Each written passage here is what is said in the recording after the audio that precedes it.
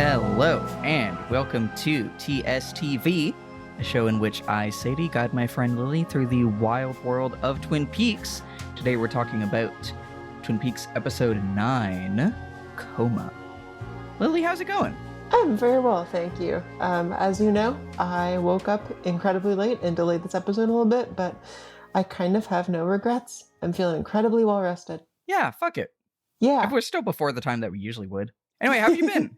I haven't been so bad. I mean, this has been, this week I've been, transitioning back into normalcy still after the big video release. And I don't entirely know what to do with myself, you know? I've been kind of looking for whatever is next, and I haven't found it quite yet. But let me tell you, I bought Super Smash Brothers again, so I own it. And so yeah. I've been like smashing day in, day out, and that's been a blast. That's been very, very fun. I don't know why I held off so long. That was, really, Vic bought it for me as an anniversary gift, and then I bought them a different game as an anniversary gift. And what did you get, Vic? I got them the new Zelda. Oh, fuck yeah. Yeah. We both have such busy Octobers because then both of our birthdays too, you know? It's nuts, dude. Yeah. Oh, I bought you your birthday present. Oh my God. A couple days I'm ago, excited. which I'm very excited about. Yeah. It's really dumb. I cannot wait. I see you have two entries here in how you've been in your little notes. Oh yeah. Okay. So how we've been. First of all, I've been loving the new Shoo Shoo album. I've just been listening to that twice a day all week. Dude, it's fucking awesome. It's I'll send you a couple songs to sort of gauge the vibe, but I mean, I have it downloaded. I just haven't sat down with it yet. Oh, sick. I think it's, for me, top 3 probably. And they have, 20 albums. Damn. That's saying something. Damn. It's very cathartic in a way that often their albums are just punishing. It's there's some genuine bangers on there that I would put on and dance to, and have been. So that's been great. And then my other note is that I went on the swings yesterday, and then I was dizzy for 2 hours. Oh my God. Yeah, just from swinging? Too. Just from swings. And honestly, I feel like I've been getting more I swing and I'm getting nauseous, and I'm like, whoa, I really am almost 30, you know? Oh man. Yeah, for us it was so rough that we took breaks walking home, and then rapid tested when we got home. We were like, oh my God, are we sick?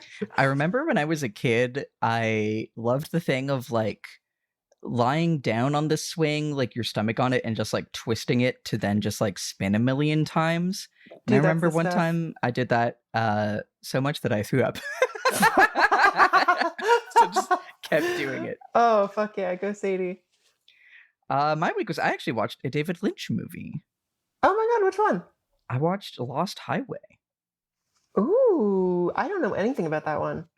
The only thing I knew about it going in was I'd seen one clip from it, of a really good clip of a weird guy going up to a guy at a party and being like, "We've met before, haven't we?"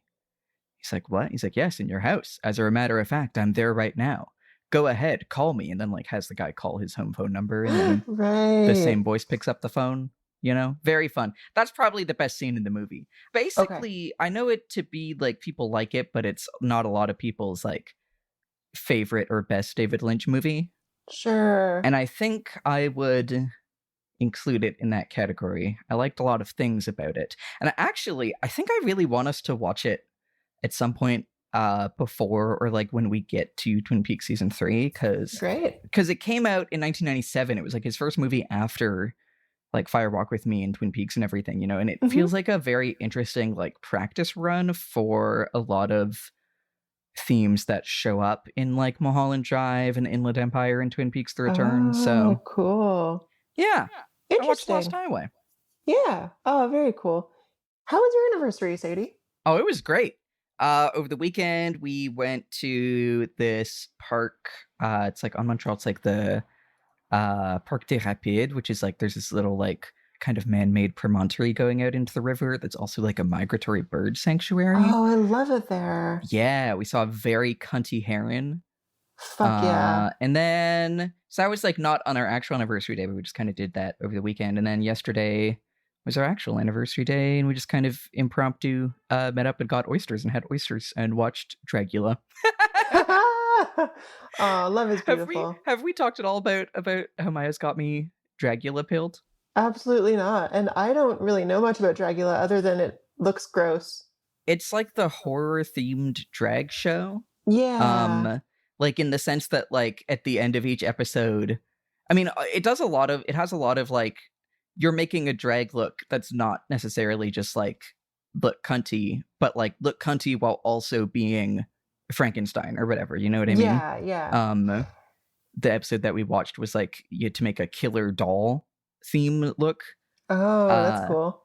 And then the other gimmick is that at the end, well, again, also like all their guest judges are always like, it's very funny because like there's a lot of just like horror like movie, like they had the guy who made the Chucky movies who's like, because it's just very funny for that, because it's really just like, this is just a straight guy who's here because he likes horror movies, you know, or makes horror movies. But they actually had Jennifer Tilly of Bound fame.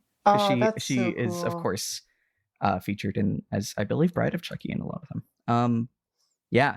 That's So awesome. you know, and then like the always the thing at the end, instead of a like lip sync for your life like RuPaul, it's always a like do some kind of like fright feet extermination of to see which of the bottom two will get eliminated. So like this season, the first episode was like to go shark diving with actual sharks, and the second one was like getting pierced by like a professional like piercing play guy. It was pretty gnarly. It's very fun. That's really cool. I'm enjoying it a lot. Oh, fuck yeah. That's great. Tommy, do you want to get into this episode? Yeah, let's talk about Twin Peaks. Yeah, baby. Shall we visit our favorite lady? Let's see her. As above, so below. The human being finds himself, or herself, in the middle. There is as much space outside the human, proportionately, as inside. Stars, moons, and planets remind us of protons, neutrons, and electrons. Is there a bigger being walking with all the stars within? Does our thinking affect what goes on outside us and what goes on inside us? I think it does. Where does creamed corn figure into the workings of the universe? What really is creamed corn? Is it a symbol for something else? Wow. There's some all-time like excellent lines in this. Yeah. I feel like every week I'm like, man, the log lady really gave us something to chew on here. Yeah. But she really did with this one. So like there is as much space outside the human proportionately as inside that's just fantastic. That's just like really poetic. Really good. And I think if you measure things on like a log scale, that is roughly true. Log scale. Wait, no. Okay, I'm remembering what it is. So I'm wrong, but basically, if you like compare what is like the exact midpoint of size of thing in the universe, right? Like what is a billion times bigger than the smallest thing and a billion times smaller than the biggest thing? It is like almost eerily similar to the size of a human cell. There's a whole radio lab about this because they love to be like, whoa, that's crazy, man. Yeah. I bet you David Lynch knows that fact. I bet he does, and I bet he loves it. Loves it. Yeah, exactly. So is there a bigger being walking with all the stars within? My God, this is just wonderful. I want this like tattooed on my heart. So what do you think, Sadie? What really is creamed corn? I was gonna say it's so good. Okay. I mean, this is so log lady. It's such a funny turn, you know? Yeah. Of like, but then you watch the episode and you're like, fuck, what really is creamed corn, you know? Okay, I also want to shout out, before we get to the corn zone, I do really like her little pause of like the human being finds himself or herself. And also space, like all the stars, moons, and planets does make me think of the message that Dale gets. We certainly get space in the episode. Space is mentioned. That's very true. Yeah. And like, I don't know, the I think the connection being made that she is making between space and internal to the self, you know? Like in terms of those messages that come for Dale as coming from like outer space or possibly from inside some kind of self. That's fun. But yeah, let's talk corn. I mean, I want you to tell me first. What do you think what really is creamed corn? Is it a symbol for something else?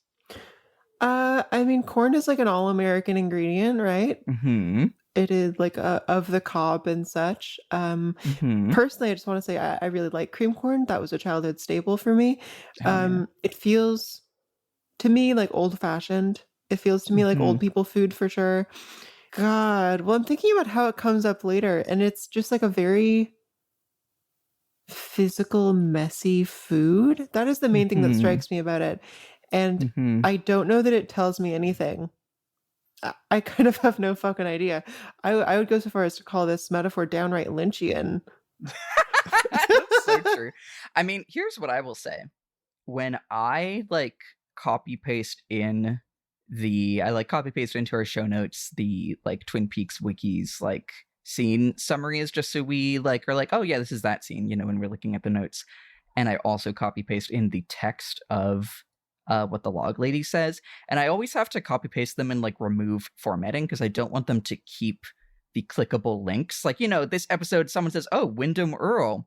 I don't want you to click on Wyndham Earl and open the Twin Peaks wiki page for Wyndham Earl, so I just do the Control Shift V. And I'm going to tell you that I also had to do that for creamed corn, because creamed corn has a page on the Twin Peaks wiki. No fucking way. You are actually not allowed to look at it. Holy shit. Holy shit, that's funny. Okay, one thing that comes to mind here is it's a tenuous connection, but when they were trying to figure out the atom and how it, works, there was the plum pudding model of the atom, and that being the metaphor for it's just like a big goop with particles floating around or something. Yeah. I didn't do that well in high school science. No, but that is kind of what creamed, when I think I could look at a thing of creamed corn and think that this is the same kind of shape as a bunch of human cells or whatever floating around in the cell goop, Yeah, and that makes it much grosser. Yeah. Huh, I don't know. That's as far as I think I'm willing to take it for now. I mean, yeah, I think I have more corn thoughts, but I think we can save them for when we get to the actual corn scene. But I do love her shouting them out. Shall we get into shout out? Shall we get into the recap? Please do. Alrighty. So Coop starts out the episode on the wrong foot, re-traumatizing Ronette Pulaski without getting much information from it, and learns that his former partner, Wyndham Earl, has vanished from the insane asylum. It's not all duds for Dale, though. Garland Briggs has a special message for him from space, and he gets a phone call from Audrey, who's used her wiles to get info on Laura from Emory Battis, the perfume counter creep, but she just might be caught. Meanwhile, Donna's Meals on Wheels quest introduces her to an old lady, a magician boy, and a recluse. Andy's sterile, but he still has to take baths. Leo's in a coma, for now, and Bobby sees dollar signs in 1990s America's famously lavish disability aid program. The Horn schemes are coming back to bite them because they're idiots, and because Leland, who recognizes Bob, by the way, is too honest. Lucy gets a mysterious phone call. The show is still insistent on being threatened by the presence of an Asian man. And to cap things off, Donna and Maddy compete for James's affection in an insane song, but are interrupted by a profoundly disturbing vision of Bob. That's got to be your best recap yet. That was really fun. Oh, thank you. I'm delighted. I keep having fun. This one is written by Harley Payton, who has written a couple other episodes. He did episode 3, Rest in Pain, and episode 6, Realization Time, which was, I believe, the penultimate one of season 1. And it is directed by David Lynch, although not written. And Harley Payton will write a handful of other episodes throughout the series. Gotcha. Can you? I wonder if you see his mark on this in any particular way. Have you noticed anything about his episodes? Harley Payton or Dave? Kind of. I think honestly. So Harley Payton is the guy who I think I shouted him out previously as having a lot of vampire specific stuff. He has worked on Dracula, Reign, Dominion, and Reginald the Vampire, among a bunch of other things. Reggie. That's so true. So, I mean, I kind of do, in the sense that, like, this is, I think, one of the guys that I flagged as, like, he's kind of just, like, one of the writers who's just, like, a TV show guy, you know, Sure. like, or, like, industry guy, you know, like, a lot of his stuff is very just, like, you know, TV show or movie that I've never heard of that I'm sure made a good amount of money, you know what I Yeah, mean? he's a workman, Um, right? yeah. So what I was gonna say, like, big picture about this episode, I feel like it has some scenes that I really love. I think I hinted this to you, but I think the scene at the end, with Bob like crawling over the couch is, I think, the if I were to choose a single most like scary or disturbing shot from Twin Peaks, I think it's this. Yeah, holy Um, shit. But I also think that this episode has, I think, a couple duds for me.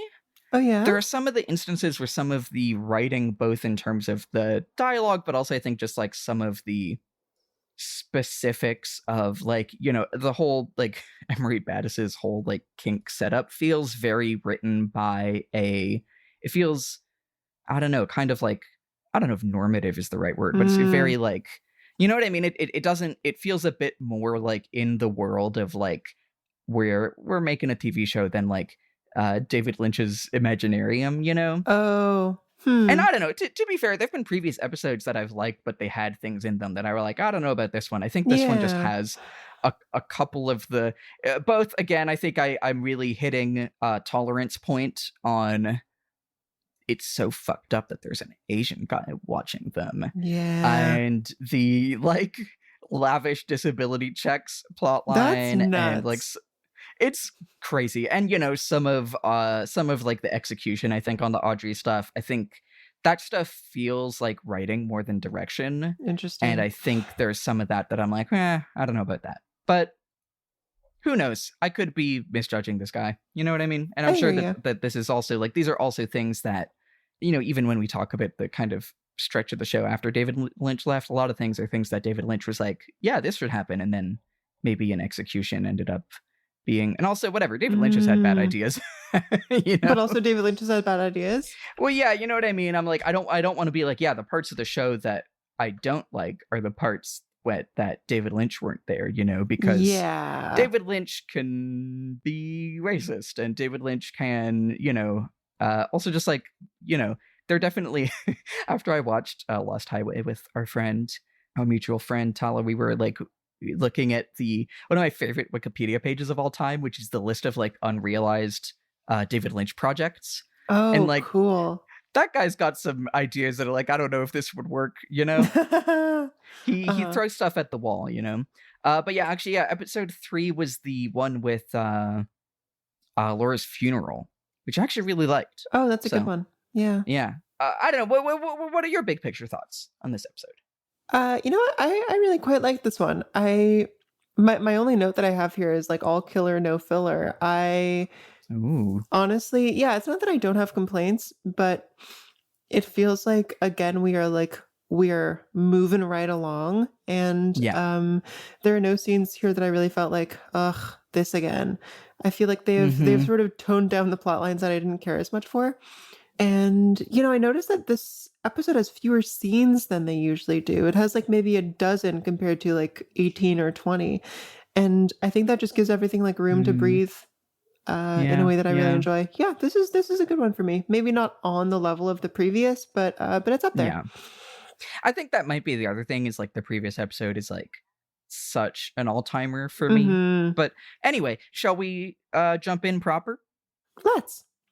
So again, we have the credits sort of flow organically into the show in a way that I really dig. The music just cuts out and we stay outside for a minute. Then we zoom into the lodge.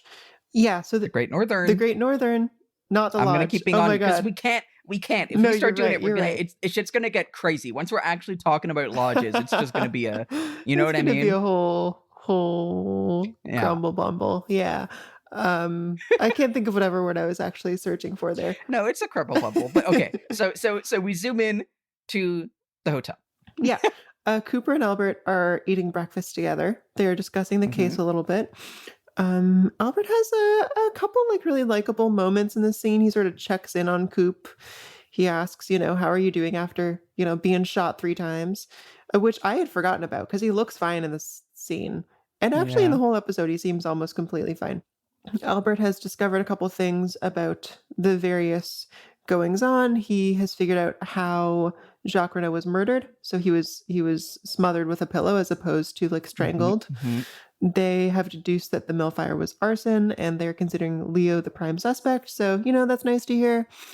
And then Albert talks about the autopsy he did on Jacques, and I kind of love this. He says, stomach contents reveal beer cans, a Maryland license plate, half a bicycle tire, a goat, and a small wooden puppet. And so I... Goes by the name of Pinocchio. Yeah. So, like, dude, I fell for this. Like, I honestly...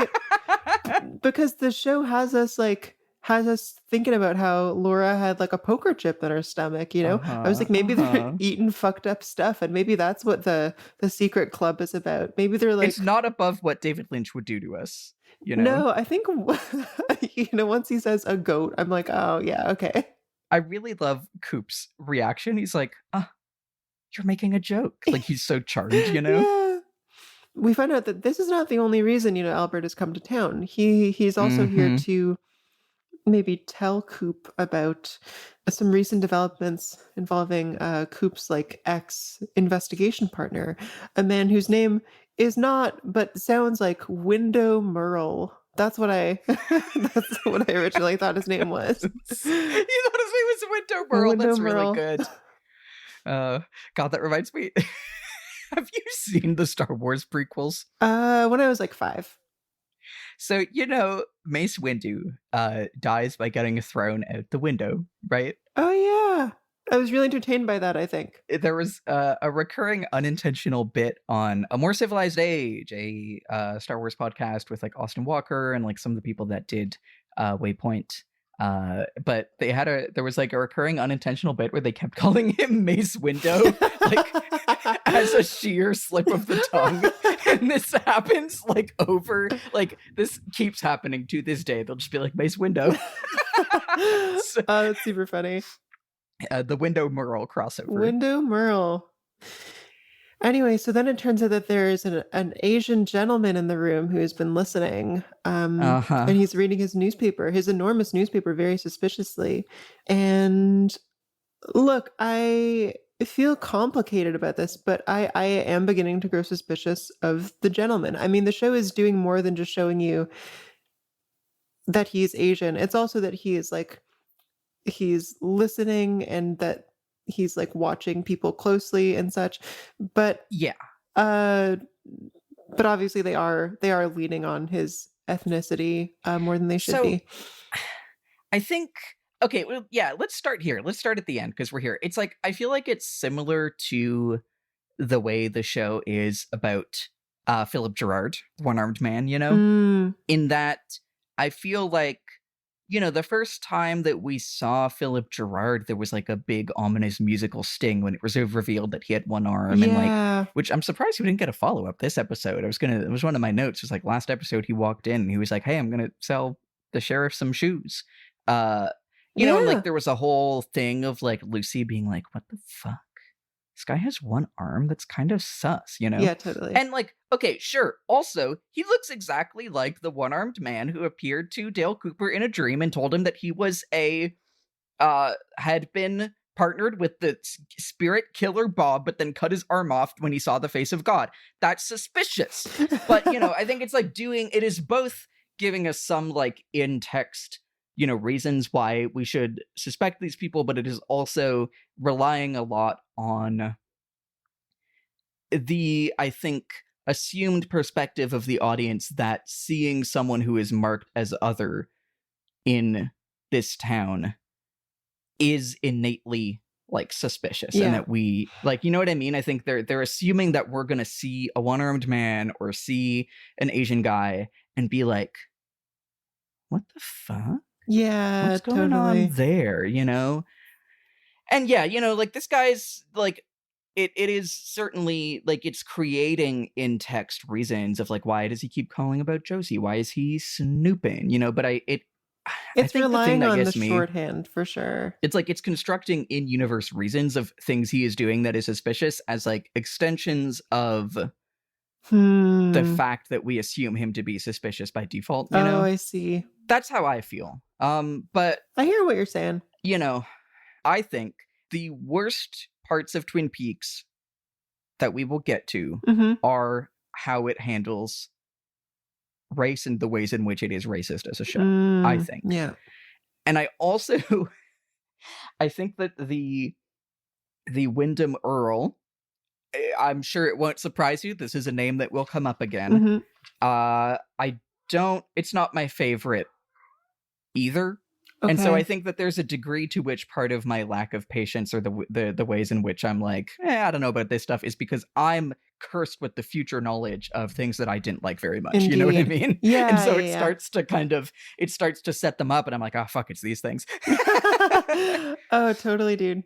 Another thing about this scene, so the barbershop quartet. Yeah, I was going to say, you kind of buried the lead on the barbershop quartet that's kind of singing in the background throughout this. Yeah. First of all, wasn't Leland a part of this quartet, or am I misremembering? Someone was who we've met. Some like we have been introduced to the idea of a barbershop quartet in universe before, and I feel like it was Leland. Let me see.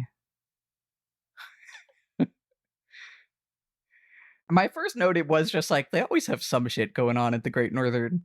And also Dale always has some shit going on because we like pan into the barbershop quartet and Dale going on about the like history of Tibetan Buddhism. I do hope they get their country back. Oh, sorry, this is fun. I just was Googling this. This is a Reddit post from 2 years ago. So thank you to Everything I Think on Reddit, who just says, the soundtracks indicates the brightly colored barbershop quartet is harmonizing in the background. But if you watch them, you notice they're actually smoking the entire time. What? It's yeah, it's true. They are smoking cigarettes. Holy it's a shit. no high banda fake out, is what this person says, which is really true. Not even the only one of this episode, if I may. Oh, the fucking the nuts, the teens crazy song. Yeah. But I mean, so no high banda, famous scene in Mulholland Drive. Go watch Mulholland Drive. It's great. Wonderful movie. But that's very. I think it's the kind of thing that, whether or not that's intentional, I do really like that. Yeah. Yeah, I don't remember a barbershop quartet being mentioned, but I swear, dude, maybe it'll come back to me. Yeah. Anyway, that just made me feel like, oh, these guys are important. They're not just like color in this scene. They definitely didn't like need to be there, especially if they weren't going to be given anything to do. Why I think it really genuinely is like, I think David Lynch's vision is there's always some shit going on at the Great Northern, like yeah, totally. It's the like yodelers convention or the barbershop quartet or something, Anyway, I'm just making myself a little note to make a prediction about the barbershop quartet at the end of this episode. Ooh, fuck yeah. I love it. My other notes here is like, I love when Albert, is like, how do you feel? I believe it's customary to ask after the health of one recently plugged 3 times. And Cooper also seems like very genuinely affected. He's like, oh, yeah. Thanks for asking. He's a little bit touched.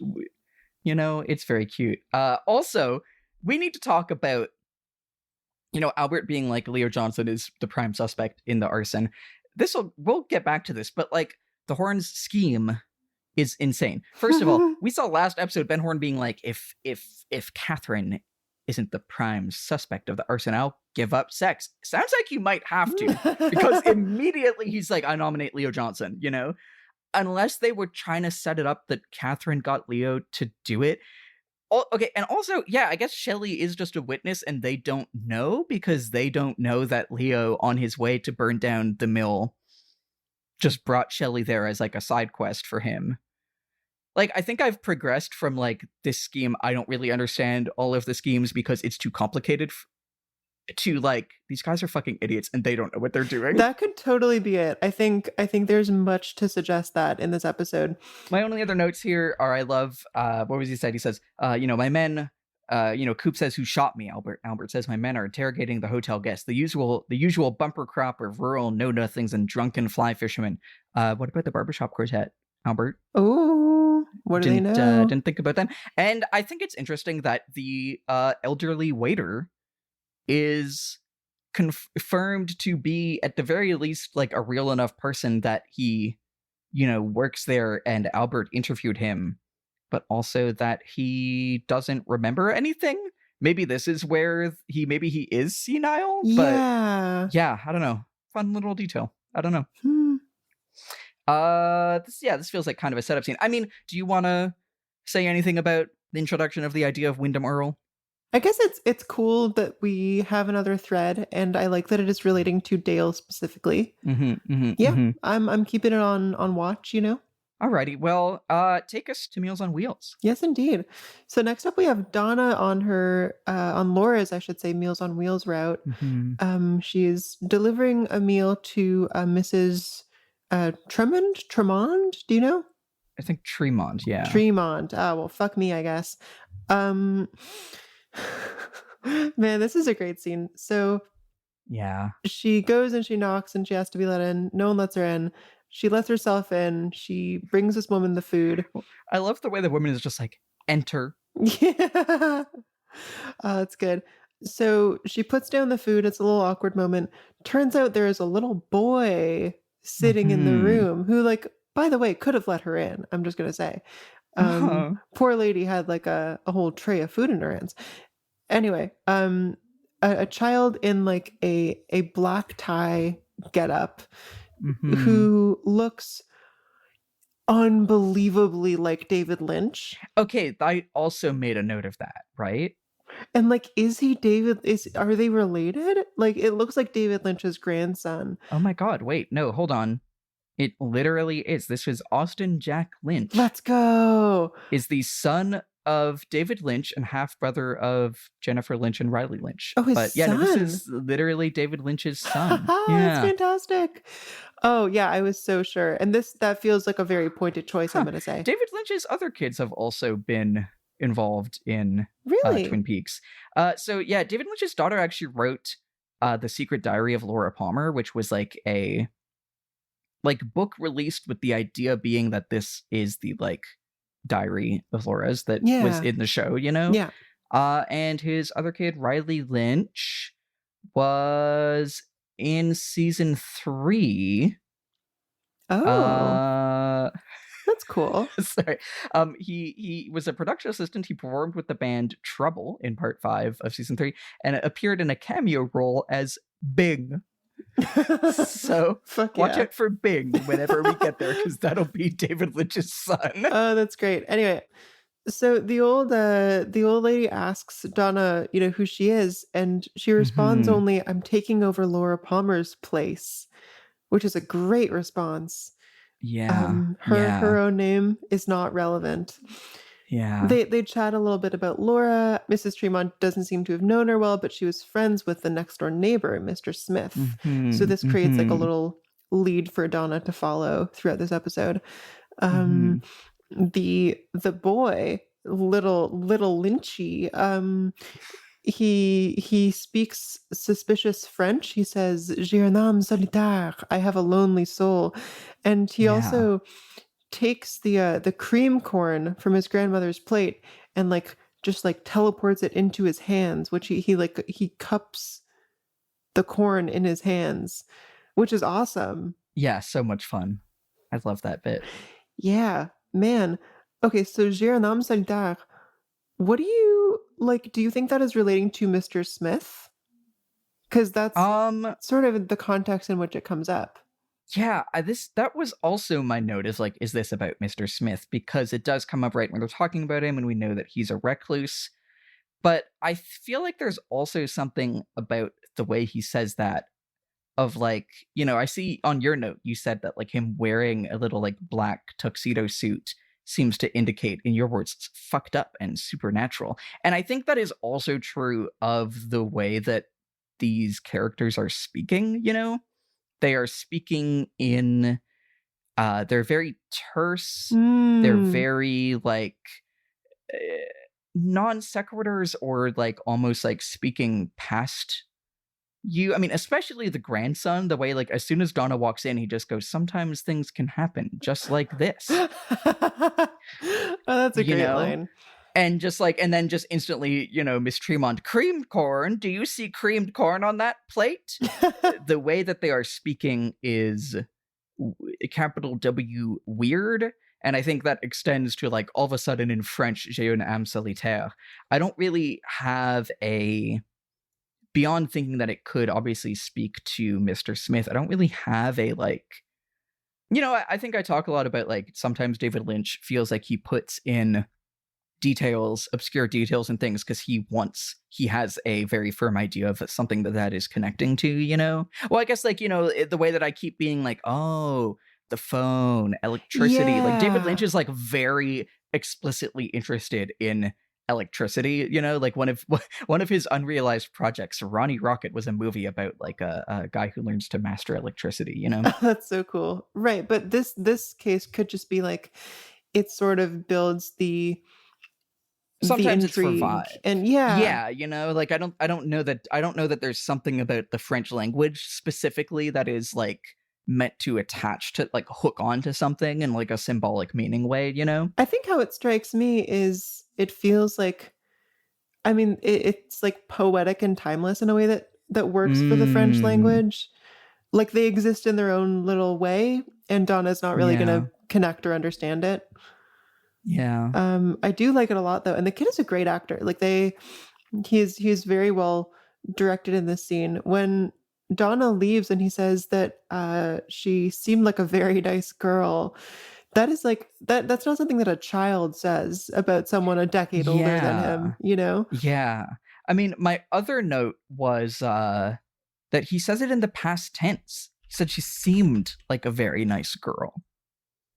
That's true. Which could just be, she just left, but it also feels kind of like ominous and like, again, in terms of Donna taking over Laura's thing, this feels like almost, I'm like, I don't think this is what's happening, but it felt to me like, are you pronouncing a death sentence? Like, oh, I like that. I also think it just like puts some distance between the two of them and her. Yeah. She's already gone and like, she's in our past now.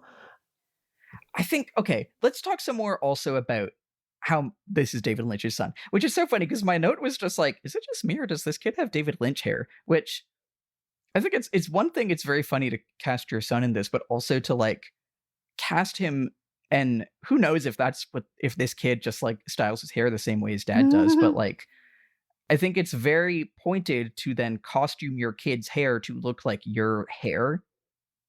I also am thinking about in Inland Empire, which we watched together, there is the character of the like sorcerer magician guy who feels very associated with the idea of like a movie director. It's like this is kind of like the vague antagonist of the movie as like this kind of magician who like is able to wiggle his fingers and make people do things like a movie director. And so it feels like there is a connection, like a recurring connection in David Lynch's work between the idea of a magician and a director. Yes. And then this makes me think, is this kid some kind of, and actually now that I think about it, sorry, I'm interrupting myself, but the Fire Walk With Me chant is something between the darkness of future past, or through the darkness of future past, the magician longs to see. Oh, huh. So maybe that's David Lynch. But anyway, so yeah, I'm like, yeah, like, is this kid a stand-in for David Lynch? If so, what does his teleporting creamed corn away from Donna and into his hands and then making it disappear like mean?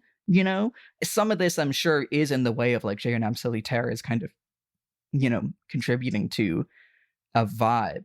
But I think this one does feel kind of worth zeroing in on like, can we like chisel away a like capital M meaning out of this because of how much the log lady like points to us and say like, what really is creamed corn? Is it a symbol for something else? So yeah, do we want to enter the corn zone again now that we're in the son of corn zone? Sure. Okay. I want to say that I did immediately parse this child character as like, if not a literal David Lynch stand-in, then like, yes, it is in some way connected to him. Like, I don't know how literally. I don't know that gives me any more insight into the creamed corn thing, though, to be honest with you. Like, I still don't. If we're thinking about movies and magic, I mean, Oz comes to mind, right? Oh, Like sure. the Wizard of Yeah, Oz yeah, being yeah, yeah, someone who, yeah. like, quote unquote, Yeah. does magic, but it is all through Yeah. like Man, we really filmic got to rewatch techniques. The Wizard of Oz, and he's, famously behind the curtain, Yeah, yeah. So the way that the cream corn is teleported is just like there's no effects involved. It's you cut to the plate, the corn is Mhm. gone. Cut to the kid, the corn's in his hands. That is like a very old school montage kind of thing. Yeah. Yeah. It does feel like something that, yeah, just like a timeless sort of method of making magic happen. Not Mhm. actually needing to show it. Beyond that, yeah, that's kind of my only thought, and it doesn't give any insight into the corn itself in all its mushy glory. Does this get you any closer to understanding the corn? Last episode, I was really zeroing in on like how much there was a connection being made between food and like death or violence, and like the hospital food having the like it'll kill you bit seemed to be a Yeah. part of that, and like that also felt in contrast to food in a lot of the earlier bits of the show that we've watched so far, in which it is something very wholesome. It is, the wonderful tone of Twin Peaks, Mhm. and that is an angle that I am coming to this with a bit. And like also why is it that she's like, I requested no creamed corn, Mhm. Mhm. I don't know if we have like answers in this scene, but I'm certainly like thinking about all of the associations of food and violence from last time. Yeah. And is the idea that you're having creamed corn instead of hospital food, is this the wholesome type of food? Is it the type of food that contains violence? Like I said, creamed corn is something that is on the Twin Peaks wiki, so I'm kind of speaking in some ways around the ways that I know that that we get into the corn zone in the future. But I do feel like that's kind of what I'm coming at this from right now. I also want to talk about the black suit, the tuxedo that we've talked about. Yeah. Because this tuxedo, obviously, we've seen on Leland last episode. And I think, otherwise it does feel very like showmanly. It feels very magician. It feels very, no high Yes. banda also in some ways, Absolutely. like that sequence. Like, I agree with your note of like the black suit indicates, something fucked up and supernatural. I'm curious if you have thoughts on like to what about the supernatural, because like we also have seen like the bow tie, for instance, on like the giant, talking to Dale. Like, is there something about the magician or the showmanship or whatever of the tuxedo being on this kid and also on Leland, who was kind of like performing that whole episode, now that I think about it. He completely was. And this episode, he's easing out of it slightly. Yeah. Yeah, so I think generally the utility of the black suit is to show us like, oh, this person is playing a role, they are performing, they are in character. They either are exercising control over this world, beyond what we would normally expect, or they themselves are like part of the show. They are maybe being controlled and like being dressed up. We get some a really interesting bit of like ambiguity regarding that in the very last scene. I'll call that out when we get there. Oh, okay, very fun. For now, I'm just gonna say I like it a lot. I maybe wish it was like used a little more judiciously, because it feels like there have been a couple times where people have been in black suits and it has not meant anything. That's true, Eva. I guess Dale has been in a tuxedo and it gets shouted out at the end of this episode also. Yes, I actually love this episode contextualizes that in a way I quite like. Yeah. And that was like, if we're thinking about it as performance, Dale was in his tuxedo to play the part of, his undercover persona as a dentist or whatever, Yeah, totally. Yeah, I think that's about all I got for that for now. All right. Well, I think we can move on. I think there are still a lot of open questions on this scene. I think there are ideas here that we will probably end up coming back to, but I think we can leave it there. So we now go to Dale, as he makes, I think, honestly, one of the worst decisions that he has made in the show so far. I mean, okay, so he's going to Ronette Pulaski, who just woke up from her coma and is like barely able to speak, and woke up in, presumably he would have been informed, a very like, thrashing, distressed, dramatic way, and instantly goes up and is like, hello, would you like to look at the face of the man who we think maybe like tortured you and killed your friend? Yeah, fuck. And he doesn't really get much for it. So, okay, the scene starts out with, I do really like the stool is too tall bit. Yeah. I do really like that, like, Harry, like, whispering the instructions to, like, not disturb Ronette or whatever. This is another real, like, you ever think about how expensive a minute of TV is moment that you're like, you know what I mean? Like, we can just spend a minute and a half, however long it is, just on, like, getting the stool to the right height before we go into our, like load-bearing scene, Totally. And I feel like on paper this bothers me, like tone wise, but it just doesn't. It just doesn't. Yeah, I mean, I love tone that jumps all over the place. And I think, I do love it here also.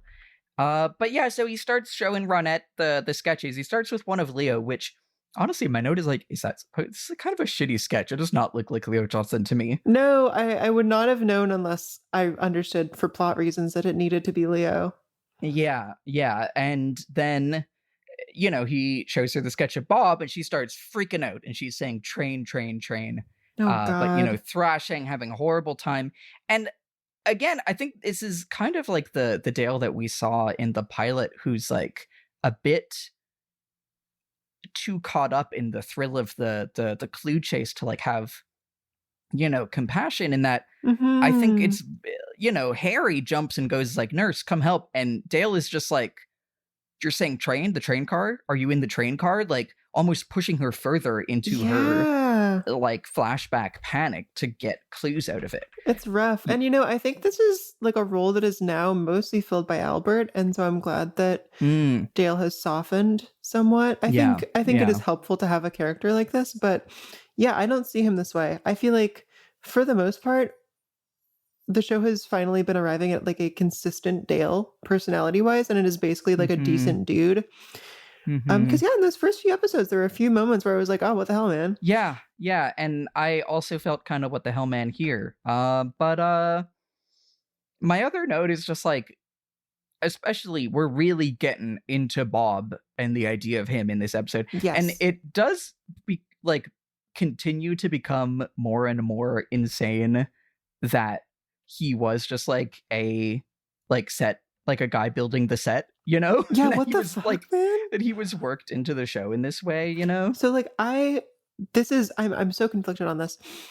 I feel pretty strongly that he is, the murderer. However, surely they had a plan to some extent for who the murderer was. Like even if they were gonna go with the flow a little bit, like the way I think things work is you write the show and then you film the show and you maybe make like some changes while you're shooting. But the idea that they would have just replanned the entire show around this one guy, Bob, like that doesn't make sense to me. And around like, didn't his face look cool when he was stuck behind the bed, It's so good. I like that is so thrilling and makes me so excited about just like TV as a medium. You can't really do that with a movie. Yeah, absolutely nuts. I see that you've pasted in the logo of the hospital. I'm glad to mention that. Isn't it so like transcendental meditation vibes? It is. It's kind of like what's the name of the Leonardo da Vinci man in the circle? The Vitruvian Man. Yeah, the Vitruvian Man, like a figure with raised arms in a circle and then a like upside down triangle also bisecting this circle. And it does evoke health in some way, but like not in a hospital way, more in a hippy dippy way. Yeah. It brings me no joy to say, but it is kind of serving Deathly Hallows. Oh my god. In the symbol a little bit. Well, since I've been playing Smash, it kind of reminded me of the Wii fitness trainer. The Wii fitness trainer go off. I love it. Yeah, no, I wonder if this is actually like inspired by the thing Wii on that- fitness trainer. Yeah, I wonder. David Lynch reached through time to because it does feel very like a logo that David Lynch would make up in its weird like quasi mysticism. Completely. Okay, do we wanna move on to the boys? Let's. Okay, I think this is a real all-timer Horn Brothers scene, honestly. This like really hits all the notes that I want from a scene of those two. It opens with a crazy food item. It is extremely goofy, but also when you think about it for like more than a second, it is grim. And these guys are evil, but they're also like lovable dipshits, you know? They're so cute together. Like I feel I like know. they can be playful with each other in a way that especially Ben cannot be with anyone else because he's busy being like an evil monster. It's just super sweet. And like when Jerry is all silly, I kind of expect Ben to like set him straight, like get him in line. But no, they're just totally like indulging each other. Yeah. So this scene is basically the boys, Jerry has a smoked cheese pig, and they have the two ledgers that we saw last season of the mill. They're saying the real one shows the mill being led into bankruptcy intentionally, ? By Catherine. The fake ledger that she was cooking shows that the mill is going great, turning a wonderful profit. And they are undecided on which one to burn. I think, Ben lays out if we keep the one that shows that the mill was making a lot of money, if we keep the fake one, then we could sell it for more money. However, the real one will hold up under any future scrutiny. I love Jerry's line, depending on how one looks at the situation, it appears they both have merit. Like, he's so cute. And he's right. Like they need to do some crime, but like which one? And in the end, they just decide, let's toast some marshmallows instead. Yeah, because, we gotta do some fire stuff. It's like, okay. Also, Jerry continues to wow in his outfits. I love his insane, like, bow tie with, like, decorative dangly bits on it in this scene. Yeah, he's such a fucking butch. Like, his brand of masculinity is so interesting to me. It must be said, the T-Boy swag is emanating from this charts. Man. Oh my god. Yeah. And I've said this last episode too, but I want to say like the only man in this show that I could see myself going on a date with is him, Yeah. I would go on a date with Hawk, I think. Oh, sure. Now that he's got the cunty earring, take me away, He's trying to they pronouns in bio. That's what I'm saying, Switching so I really like this. Okay, because one, did you really not think this through? Could you not have figured out, like, what ledger you wanted to burn before doing arson and multiple murders, And this is, I think, the thing where it gets, like, this is so, these boys, because it's so goofy, but also, like, grim and horrible, and, like, they were willing to set into motion events that presumably killed Catherine. I think, someone says there was like a couple hundred jobs lost. They are, which obviously that's kind of like not real in the universe of the show because it's not that kind of show, but you know what I mean? Like they almost got Shelley killed. They like, it's all this stuff. Disaster. Yeah, and like this like genuinely horrible violence over a plan that they didn't even think through. They were just like, yeah. We'll do it. We'll put it on Catherine. How? I don't know. And then we'll just kind of figure it out from there. They're just kind of like improving through it. Well, I think maybe the fact of Catherine and Josie's disappearance has opened up different possibilities, maybe. Yeah. Sure. I think that is certainly part of it, but like they really did not think things through very well, Christ. And I think that is both funny and like in the way that these are fictional characters, and when they're on screen, like doofing their way through things, it is charming, but I think also very grim. And like at one point I tried making like a Venn diagram of like all my favorite TV shows, and I think my like Venn diagram with Twin Peaks and The Sopranos was like, dudes rock, this is the source of the evil, you know. And I think that is like truly, that is what's going on with these guys, you know. Yeah, completely. Do you have more notes on this one? Oh, where did he get the smoked cheese pig? I want one. That's a good question. Like he always has. I feel like Jerry like knows a guy that is just like constantly like importing him crazy European food, you know. Yeah, completely. It is very distinctly the vibe I get. God bless him. Should we get to the diner? Yeah, take us to the diner. Yeah. Okay. We open on sweet baby boy Andy trying to tape up the "Have you seen this man?" Sketch of Bob onto the door, and it's just not going well. He has tape all over his face. What are you doing, buddy? He looks like a there was like a picture of me as a baby when I first encountered the concept of eating yogurt, and I've just like flung yogurt all over myself. And I see it looks like he did that with tape. Oh, I love him. Anyway, this is just like a little bit of color. The main thing here is that the log lady and Major Briggs are sat next to each other at the counter. They're ordering some stuff. Norma, God bless her, calls the log lady out on just like throwing her gum all over the place.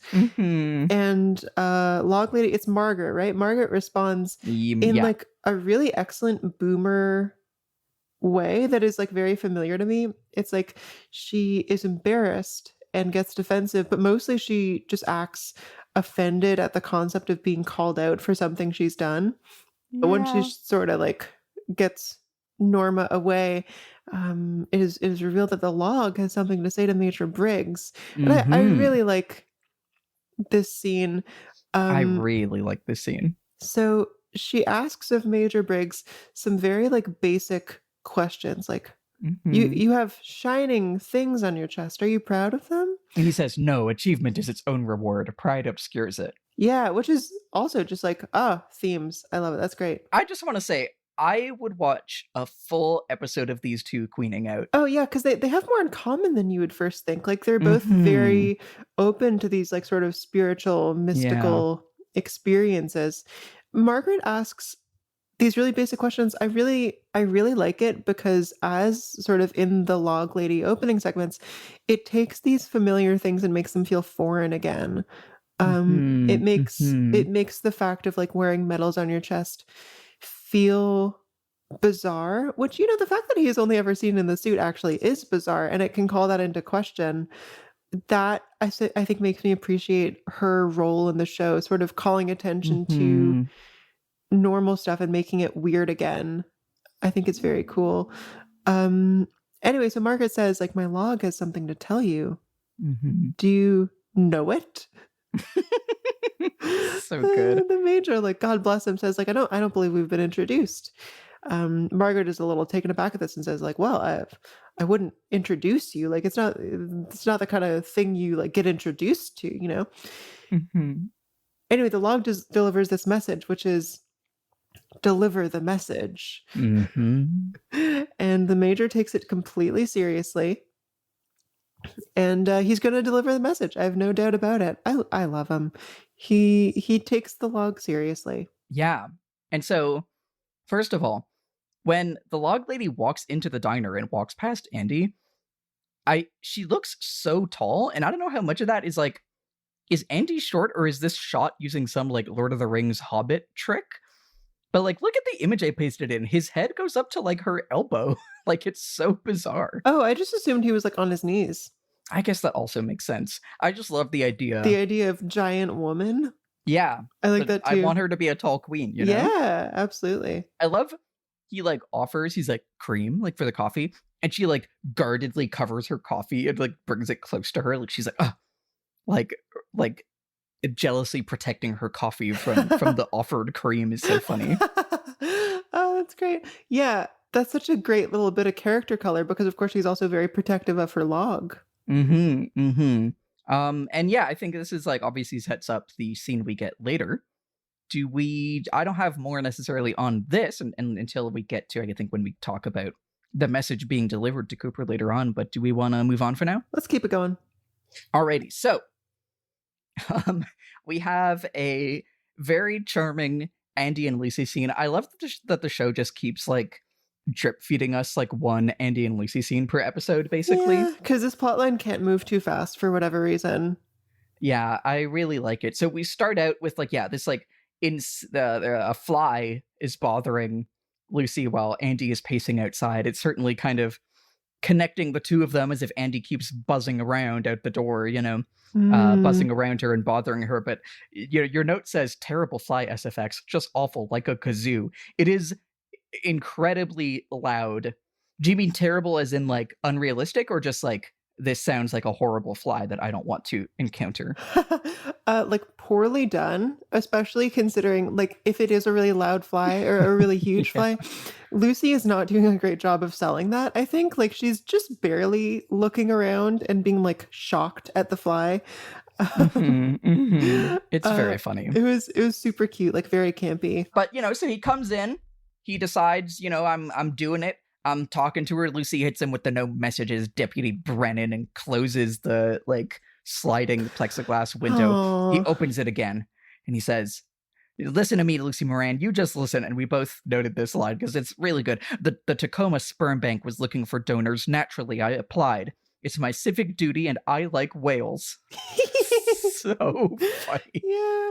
Talking about the next one, a routine physical examination revealed that I'm sterile. Sure, I thought it meant I didn't have to take a bath, but the doctors told me the truth. They told me I can't have babies. So it's like this scene has just decided that he has like the same kind of autism as Amelia Bedelia. It's so like he just funny. takes everything entirely literally. I feel like this episode is kind of pivoting on Andy slightly, or just returning his goofy side. Between this and the tape, he's a little bumbling. I'm so charmed by it. Let's see, there's the other note here of like Lucy kind of gets up and like leans forward to him, and he leans forward as if he's like thinks she's gonna kiss him, but she just pulls the scotch tape that was stuck on the top of his head. And once again we see them kind of struggling to communicate, and he just kind of storms off. My other note here is just Lucy Moran, Immaculate Conception, real. She would never see another gentleman. I mean, what do you think? What's your theory on how she's pregnant? Okay, serious suggestion. They've been very on again, off again. I could see something as having happened, like in and off kind period. of a Ed and Nadine situation, even. Could be. Yeah, I don't think she would ever cheat on him. A silly suggestion. It's a demon baby. It's like an Antichrist baby implanted by evil spirits. Lily, okay. What's your over-under on the idea of is Lucy's kid the devil coming back again in Twin Peaks?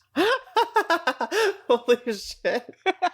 Okay, well that feels kind of loaded, so I'm gonna say like 90% sure now. Yeah, well, we'll just have to see. Oh, I'm delighted by that. I'm not saying, but it's a question. It's a question. No, it's a question, sure. But yeah, anyway, this, I love these two. I love every time they're both on screen. Yeah. Shall we move on? Let's. So yeah, the other half of this kind of sheriff office scene is Hank is signing in for his, I guess, like parole check-in with Sheriff Truman, and he's being a little rude boy. He's waiting inside when he's supposed to be outside, and he says, "That's a real pretty buck you got on the wall," and he signs his name not seriously. He holds the pen in a stupid way, and we don't like him. And That's so funny. As he leaves, Dale's like, "Oh, what a character!" And he says like, "How long have you two been friends?" We again see Dale's expert investigation has discerned that these two are mad at each other because they used to be friends. And Harry says that Hank, they grew up together, and that he used to be a bookhouse boy, one of the best, which of course makes me think what turned him from the bookhouse boys. That is the question. And we then get a Ben Horn call. We get another.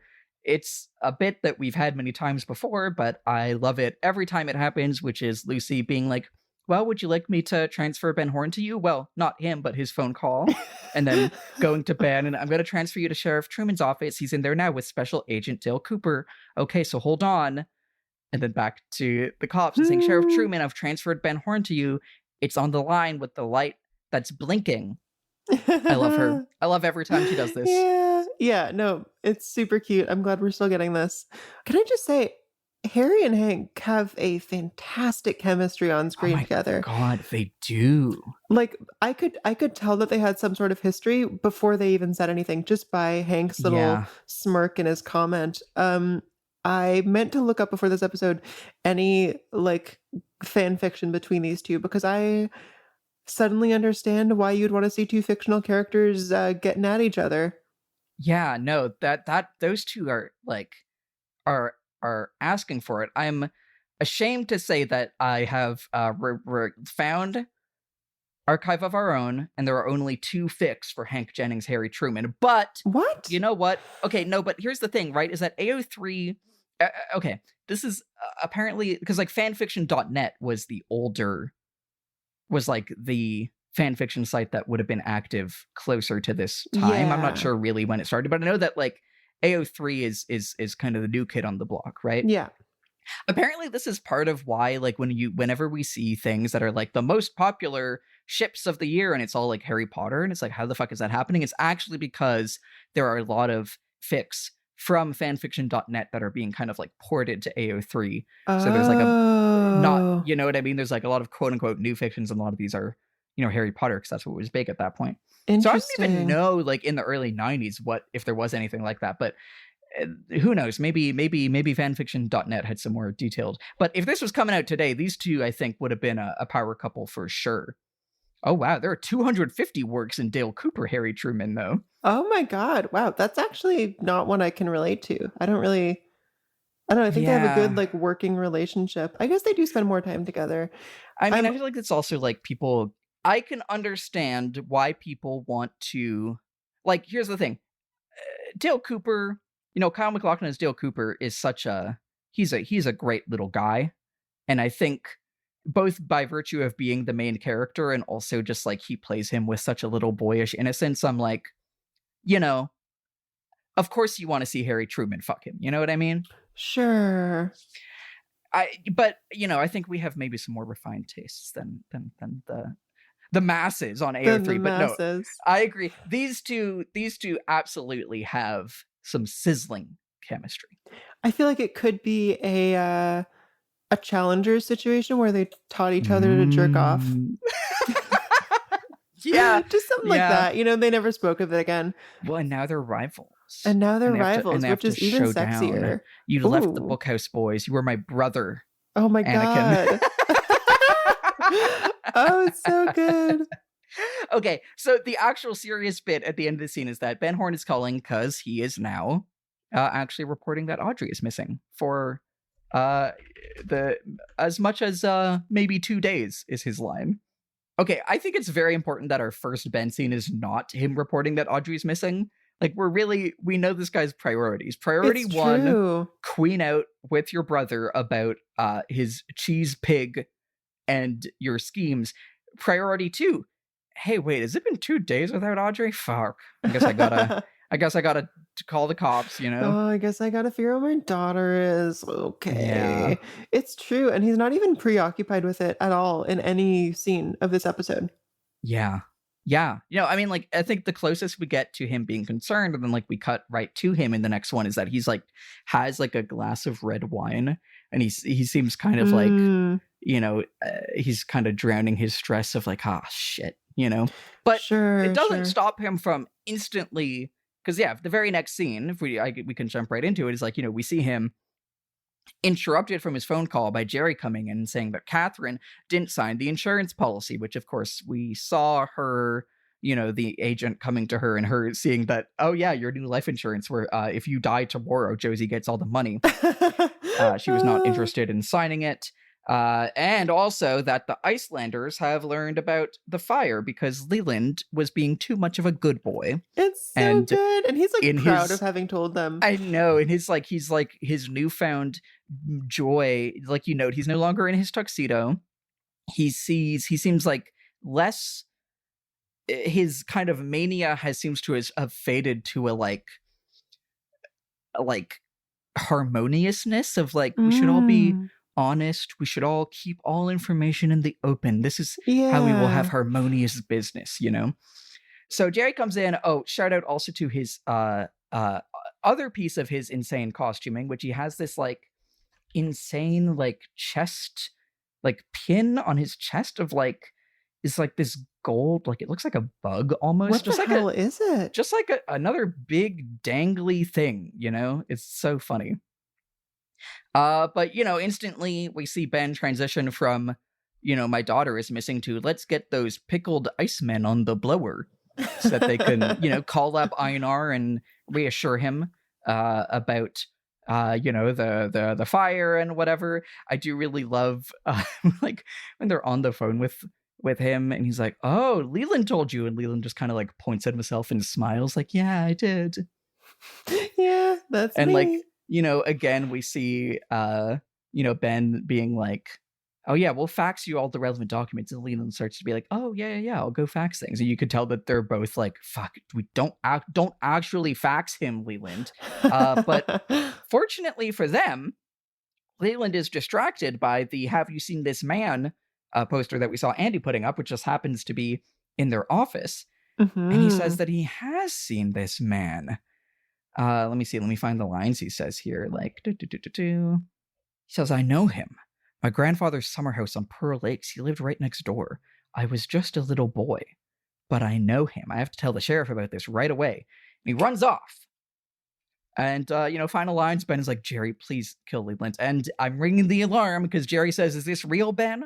Or some strange and twisted dream? Ding, ding, ding. Ding, ding, ding. It's just dream like alert. a dream. Yeah. Whoa.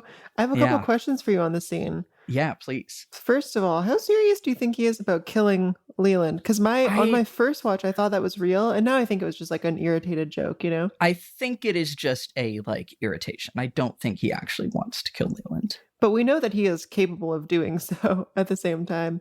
I think he would kill him if he thought it would be less work than just trying to control him generally. But I think he's probably more worried about doing a outright killing like that now that there's all this heat on him, you know? Oh, that's a very good point. Yes, indeed. Okay.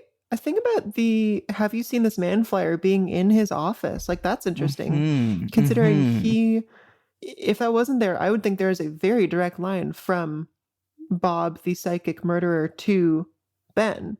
Like they seem like a connection or two apart from each other, you know? So is it that Ben doesn't know who this guy is? Like, that actually absolves him in some way. Yeah, he does seem to not, he doesn't really react to it, at least, you know? And like, his daughter is missing. Like, yeah, I just want to say, like, if my daughter's acquaintance had been murdered and then my daughter was missing, I would probably care about, you know, the suspect. Yeah, I was really thinking that. Like, he is really cavalier about this. Yeah. It's interesting that it is in his office at all.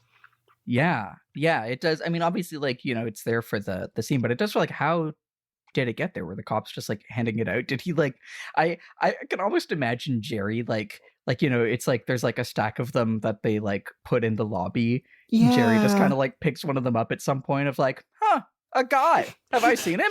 I don't know. Anyway, you know what I mean? That's great. Because I don't even think there's a contact this number if you've seen this guy. I think it's just like, no, there isn't. It is really just, have you seen this man? Yeah, that's great. Wow, kind of a lot in the very ending of the scene. So the fact that Leland recognizes Bob is very interesting.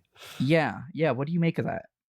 Well, I don't know. I'm kind of two minds. Like, on one hand, this could be another case like the shoe salesman, you know, where there's some spirit world avatar that looks exactly like Mike or like Laura Palmer's cousin. However, Leland is also, I don't know, like 50 years old or so. And so if he recognizes someone from when he was a little boy, and now it's like 40 years later, and the guy still looks that way, that to me would indicate that like Yeah. this man does have some sort of supernatural magic-y thing to him, you know? I mean, also he has like appeared in visions, and you know what I mean. I think that is absolutely how I'm thinking about this guy, just from what we've seen so far. You know. So I guess I should say like it's possible that the old neighbor like would have no idea, and he would just be like some random, you know, insurance clerk or whatever. Yeah. Yeah. But the fact that he still like looks the same in these visions, I don't think we're gonna go find his physical self and he's gonna be like 90. I think he's gonna look the same, and that makes me think, oh yeah, like whoever he is, he has to be in on it. Yeah. The other thing that really struck me about Leland's lines here is like the way he says like I was just a little boy. Like he sounds so like vulnerable, you know? Like I feel like we're seeing like after the mania of Leland's last episode, we're seeing reemerging the kind like the Leland who's like pierced by everything in the world, you know, and starts sobbing from people dancing, and like it's like, you know, the mania has kind of faded to this you know, weird kind of like bienfaisance to everybody, but then just like starts to, he feels so, the way he says like I was just a little boy feels like he's so scared, you know. Yeah, my goodness. Yeah. Anything else on here, or shall we move on? I think I'm satisfied. Hello, TSTV enjoyers. If you're listening to this and you are not giving us $3 precious on tstv.show, you may not know that there's a whole bonus show that we do. It's TSTV DVD. We do a movie every month, and this month we watched Sunset Boulevard, which is an extremely cunty movie from 1950, I think. 1950 is right on. Woohoo! It's like a classic noir about a struggling screenwriter. Maybe everyone else has already seen this movie, who like takes refuge in the home of like a fading silent film star and sort of gets dragged into her fantasy world in which she is still the most famous woman alive. And she's cunty as fuck. And we watch it because it's one of David Lynch's favorite movies. He references it in Mulholland Drive. And as I've revealed to Lily on an episode that may or may not be out yet, I think we talked about that in season 1. Anyway, it does become plot relevant in Twin Peaks, which I've said, so now I'll tell you all. But I made Lily guess why in the episode, which is very fun. And if you know, listener, you will simply never tell us until it happens in like a year and a half from now. That's crazy. You might be like, why are we watching this movie from the 50s? What does that have to do with Twin Peaks? And listener, you would look like a fool in a year and a half for asking that question. So listen, give us $3, go listen to us talk about the movie, watch the movie. Frankly, it's extremely good. Movie. And then you'll get all of the other movies that we do also. Yeah, we've done, what have we done? We've done David Lynch's The Straight Story. We've done one of my favorite movies, Wasteland. Yeah. And I saw the TV Glow. Yeah. And more are always coming. Exactly. All right. Woohoo. Okay, bye. TSTV.show. Bye. All right, take us to the hospital. Let's. How do you feel about maybe combining this quick scene with the Bobby and Shelley one? Oh yeah, perfect. Yeah, that sounds good. Cool. So we get a pretty quick, but also important one here of Dr. Hayward and Shelley standing in Leo's hospital room. Leo, I think this is the first we've seen of him this season, is connected to a breathing tube, and he is unconscious, and he's in a coma. His situation is explained to us basically like he lost a lot of blood, and so there's possible brain damage. It is unclear whether he will make a full recovery or not. Shelley is distraught at this. Ultimately, the idea is that we just need to wait and see. Maybe he'll come back. And while neither of them are looking, at the very end of the scene, we zoom in on Leo through a mirror, and his eyes are fluttering. His eyes are opening slightly. Yeah. And I mean, of course he was going to come back. Like, there was no doubt in my mind. I really love the way this one scene is framed. It's all kind of in this one shot. with like Leo in the foreground in the bed, and then, Hayward and Shelley talking, and in between them is this like big like mirror that is reflecting Leo's face in the bed, like in between them. It's just a very fun. I really like that shot framing. It's very economical, very like old, like golden age of Hollywood. Yeah, right? Yeah, definitely. That's definitely what I was thinking. And yeah, like you said, I think we can tie this straight to the scene of Bobby and Shelley a bit later on as they're in the car that evening, where we actually open with they're kind of like parked by the river, and we get the shot of the river that was part of the ominous part of last week's intro. So we see they're in the car. At first it's playing Audrey's theme, and Bobby says, "Oh, change it," and they change it to rock and roll. And he's saying, Leo, as long as he doesn't go to prison, as long as he stays with us, we will get $5,000 a month in disability money. We could live a whole new life. We can start going and, you want to go lie in the sand in the sun, we can do that. So once again, last episode, I was like, I'm really charmed by Bobby. I'm back on Bobby Briggs. Fuck off. Yeah, you aren't right? shit. You are back on your like, I am going to make my girlfriend keep living with her abusive husband who tried to kill her when he could, which like obviously sets up the like dramatic tension of at any moment would he wake up and try to kill her again. Yes, completely. Rise from the grave like Frankenstein, guess Frankenstein doesn't rise from the grave, whatever, you get me, Yeah. So that he can collect the, he can live large with her off of the disability money. Which, okay, $5,000 a month is how much we are told he would be raking in every month. It's great. Yeah, okay, this is one of the other things that, like, whenever Twin Peaks kind of indulges in these, like, conservative fantasies, I feel like it is, in some extent, like, riffing or not necessarily parodying, but, like, that's because the shows that it is, doing a pastiche of are in these conservative spaces, but it is still kind of insane to have your plot point be like, it's the 1990s. The government can't give you enough money for disability. Absolutely nuts. Yeah. This is $12,000 in today money. 17,000 Canadian, by the way. Oh. It's 200 grand a year. Yeah, that is crazy. That's just nuts. I understand that this is a plot contrivance so that there is a reason for Leo to be at home. And I think that's kind of fun. But geez. Yeah. Bit loaded. Yeah, we don't, yeah. And, I think we all know about the kind of, the welfare queens, it's not great. No, we don't totally. love it. Yeah, that was big in the 90s. So Bobby is like obviously trying to use the situation for his own gain, very selfishly. Mm-hmm.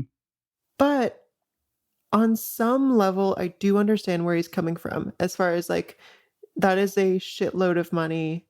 Like, obviously, Shelley is also charmed by the idea of suddenly being loaded and like almost as a way to like make this situation fair or make it work for her. Yeah. Like, she comes around without taking much convincing. How, like, to what extent is Bobby... I was going to ask to what extent Bobby is to blame for this, but to be honest, like, if not for him, the thought would not have even entered her mind. So I think he is to blame, probably. Yeah. It's, Bobby Briggs, you're back to being a piece of shit. Piece of shit. Fuck you. I don't know, my only other note is, like, and this is, like, they sure do change the music from, like, explicitly Audrey's theme, and, like, obviously that's a theme that the show kind of uses a lot as, like, we're having a saucy or mysterious scene, I noted that. I don't know if it really means anything to be like we're moving away from Audrey's theme, but it was interesting. If it is, but it is fun that it's like diegetically playing on the radio. Yeah, and they were just like previously sitting in silence, like listening to Audrey's theme.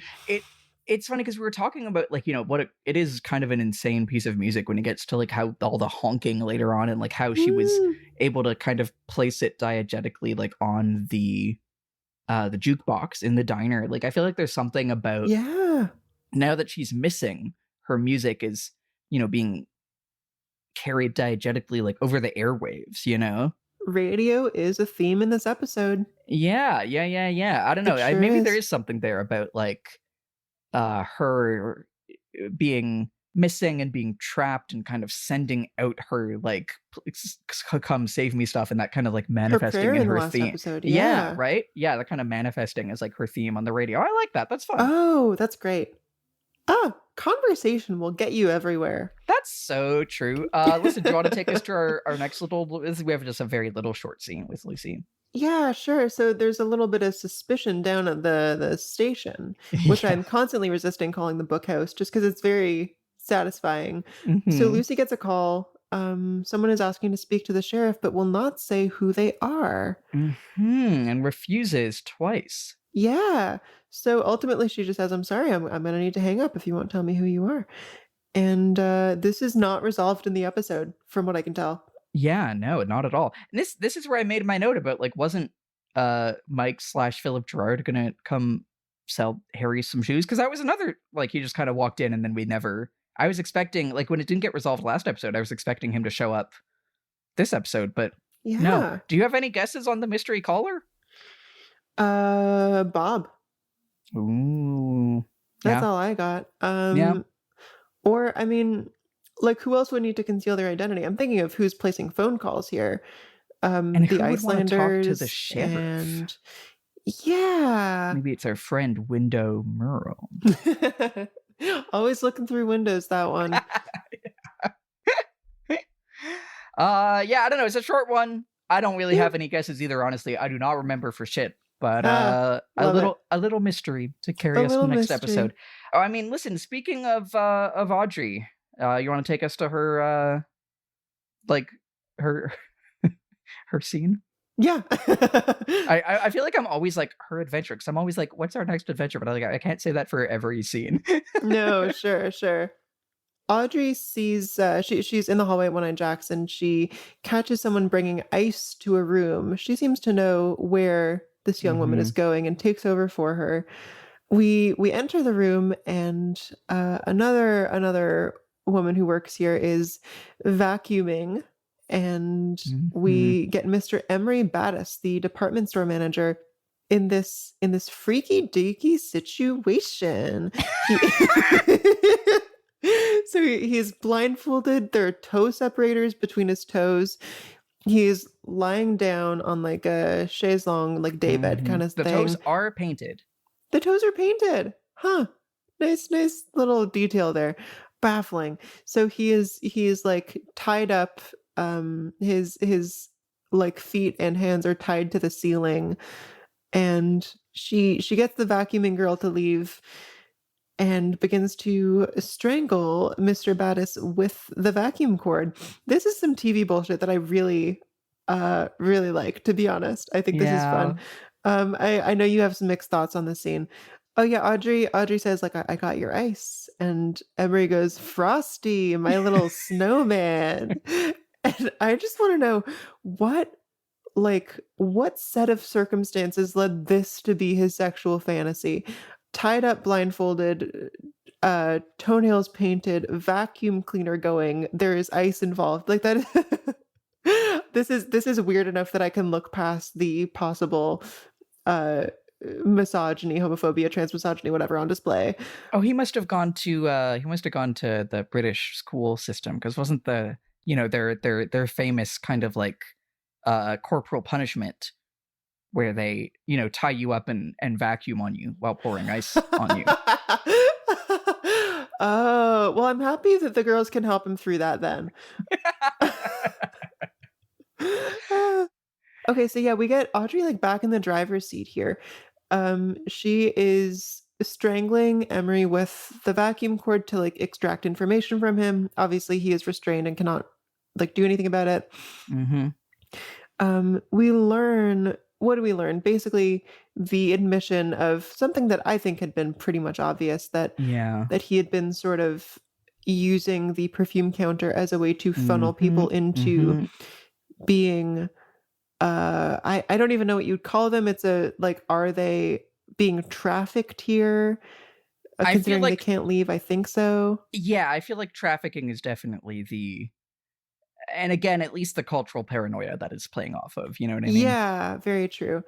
Basically admits that Laura and Ronette had both been brought here, but Laura was not like permitted to stay because she was too into drugs.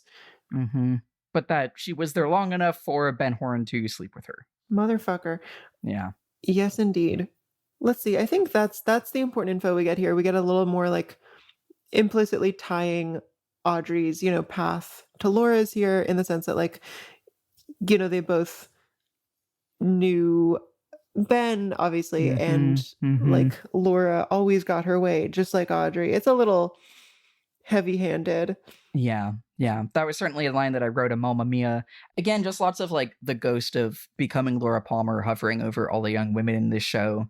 So I think I feel kind of, yeah, like you said, I think I've kind of mixed about this scene. I think it's funny, at the beginning of this episode, I said I love when tone jumps all over the place, but I feel like right now, in this instance, I actually am not sure how I feel about it. Because I think, like, my first note, I was like, why are we back in comedy now? Like, last episode was so insistent on, Audrey is, like, very seriously sexually imperiled.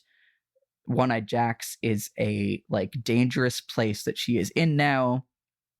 And, there's still that sense of danger, but the tone is back to she's having dangerous but, like, comedic hijinks and investigative adventures, and not, like, she is trapped in a context of, like, very serious sexual impairment, That's true. And I don't know. I think in a lot of instances when the show kind of jumps around on these things, I find it interesting, but I think here it doesn't really work for me. I think partially because we had all our conversations about, the whole scene where Audrey shows up, naked in Dale's bed.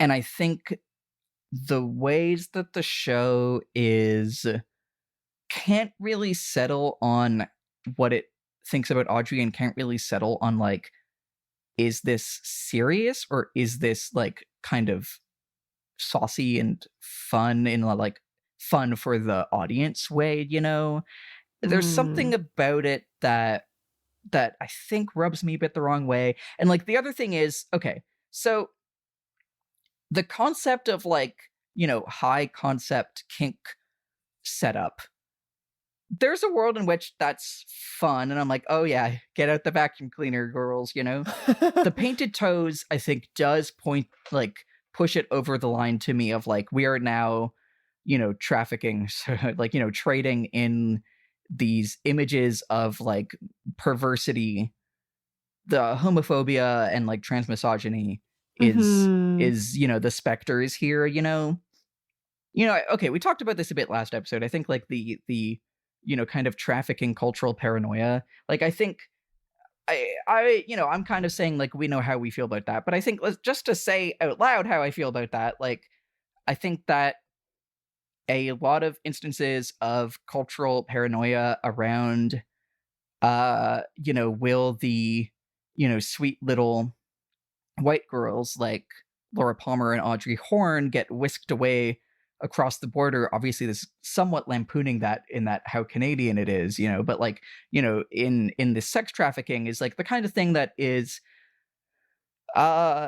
empowers law enforcement to to do violence, because that's what they do. Fuck the cops, like, either as a, like, anti-immigrant scare, and, like, often also in terms of, like, further criminalizing sex work and, like, emboldening cops to harass and arrest sex workers, right?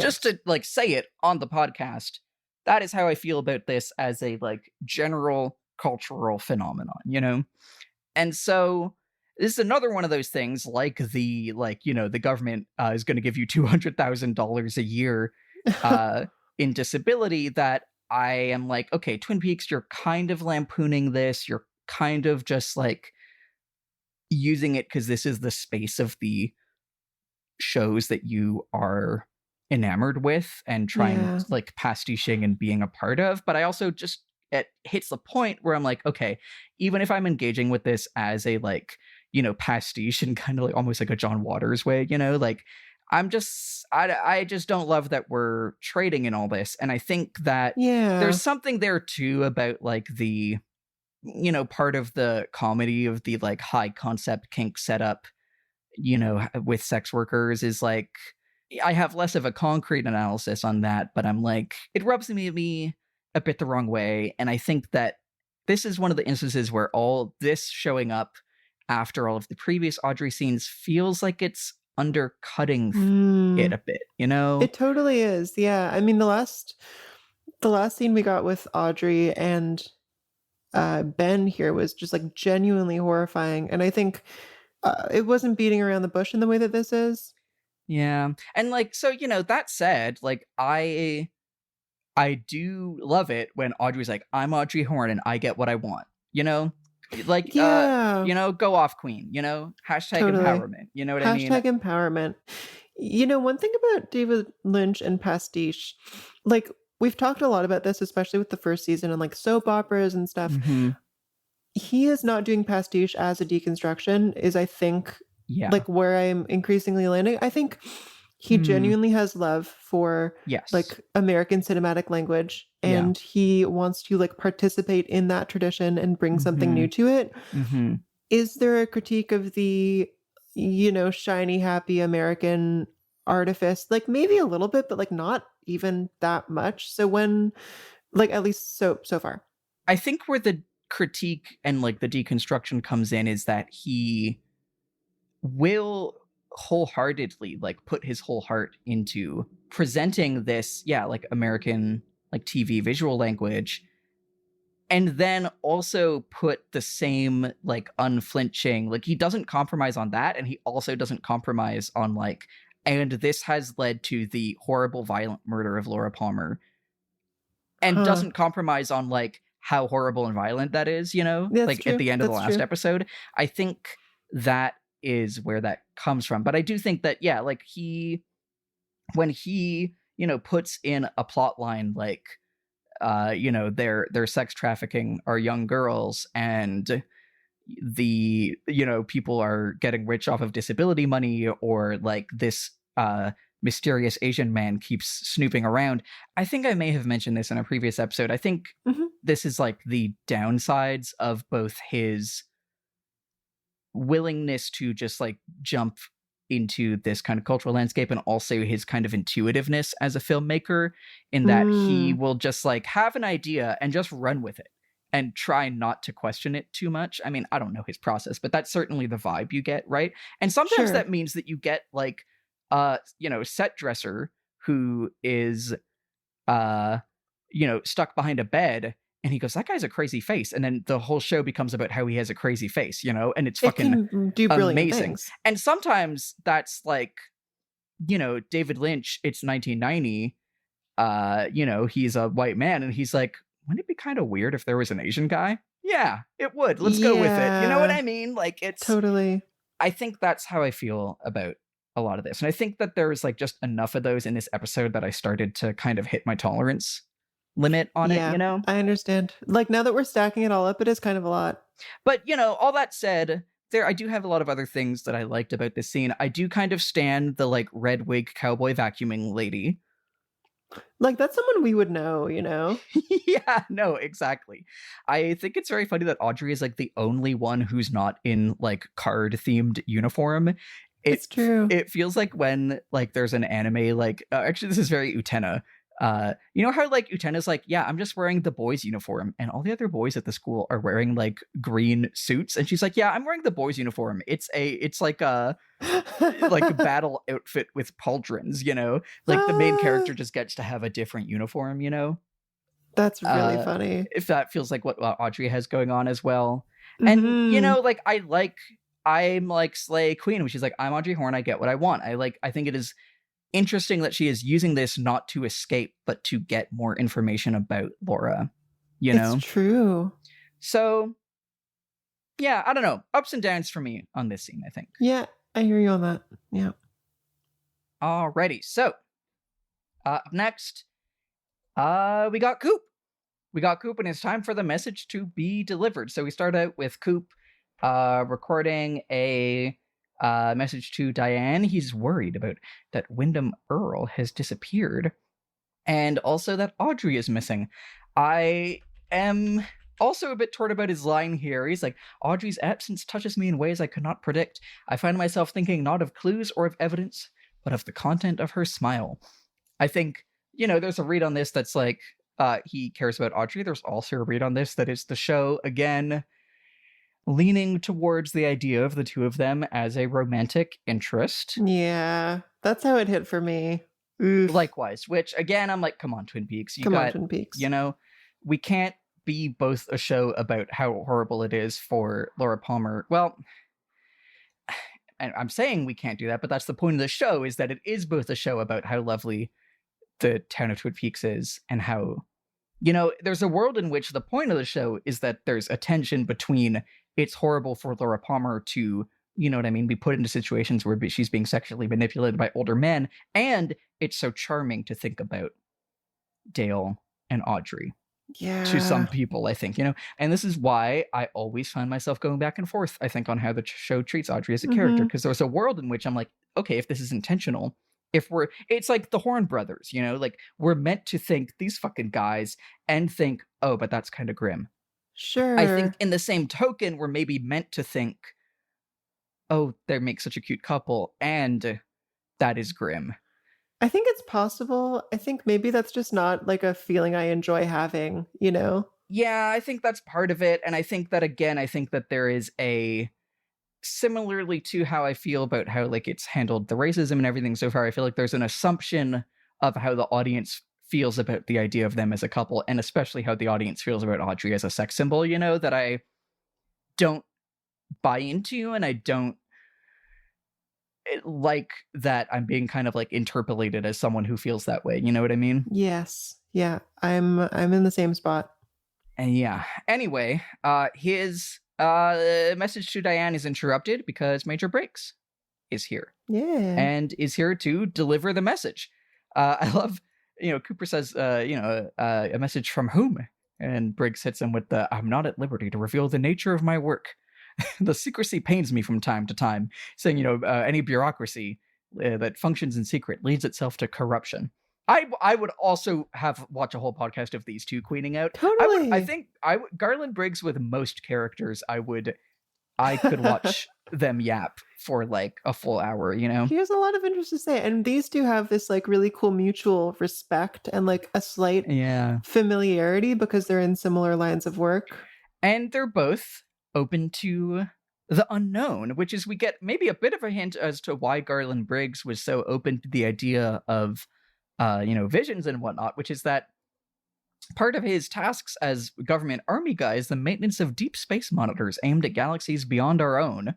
They receive communications. They seem to mostly just be, he says, radio waves and gibberish. I do wonder, like, how is this gibberish being translated into like numbers on a page? And obviously this is like made up for this, but I'm like, even if you're just hearing like weird ambient sounds of space, how does that come in? Because like when it shows the page, it's kind of like a bunch of numbers and then the message. And letter combinations. Yeah, it's kind of like a DNA sequence, Yeah, I have thoughts about this. I mean, of like, if you digitize it, could it be represented in like hexadecimal code to like compress it, for example? I really don't know though.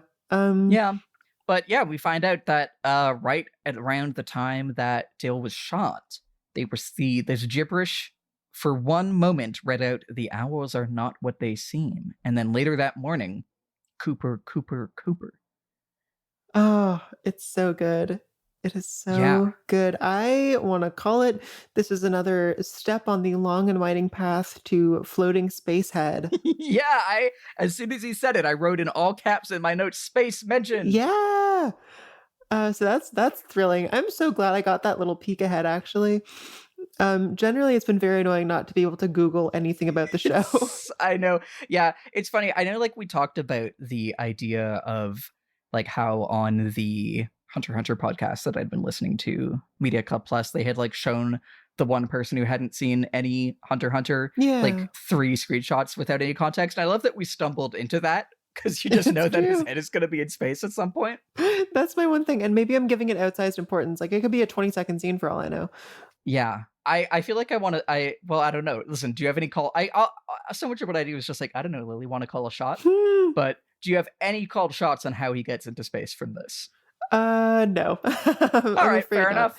Okay, yeah, I'm going to say one thing. Okay. If he is involved in intercepting signals from space, he could also maybe be Mhm. sending signals from space.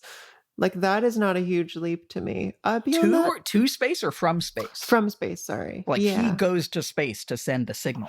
Or like him, maybe he's dead by season 3. I mean, maybe this is him sending messages from the beyond. Whoa. I really don't know. Or it could be much more figurative than that. This whole thing of like random noise producing these really interesting outputs, I just love that. I'm kind of charmed by the like infinite monkeys on infinite typewriters here. And like, what if it's just a coincidence? What if, like obviously all this shit has been happening, but what if it is just like the noise of the universe like happening to take an interesting shape? I think the reason I've been thinking about this is because I've been listening so much to that Shoo album, and a big like guiding idea for them is like sometimes things just like happen to work out the worst way they possibly could. Like sometimes you just happen to be in the worst of all possible worlds and there's no meaning to it. That is an idea that I find myself charmed by. Yeah.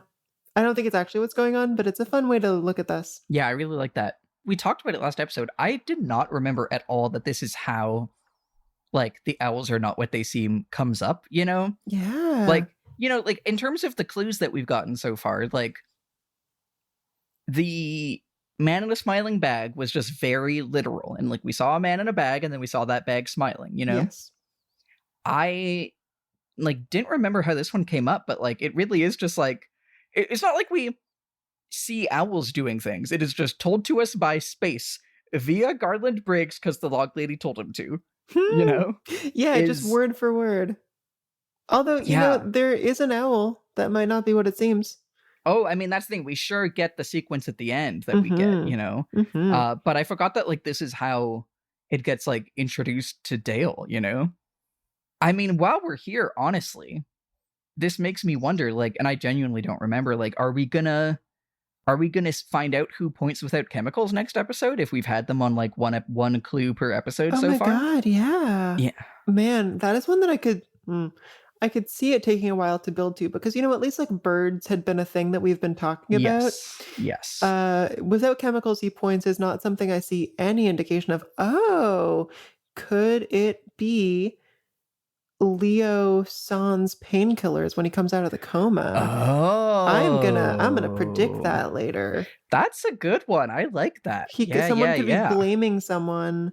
Yeah. He is our most. Oh, it's true because we talked about pointing as like ratting someone out or whatever, and that he is like, they've cut the kind of opioid painkillers to him. He's waking up.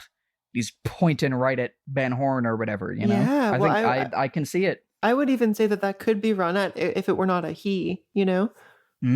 True. They have given us gender. They've given us gender. Curse him for it. This is a very fun scene. I think like it's funny because it just kind of like is introduced here. Like the extent to which Garland Briggs keeps being like transformed as a character is very interesting to me. Like he really has gone from like army dad who's surprisingly verbose,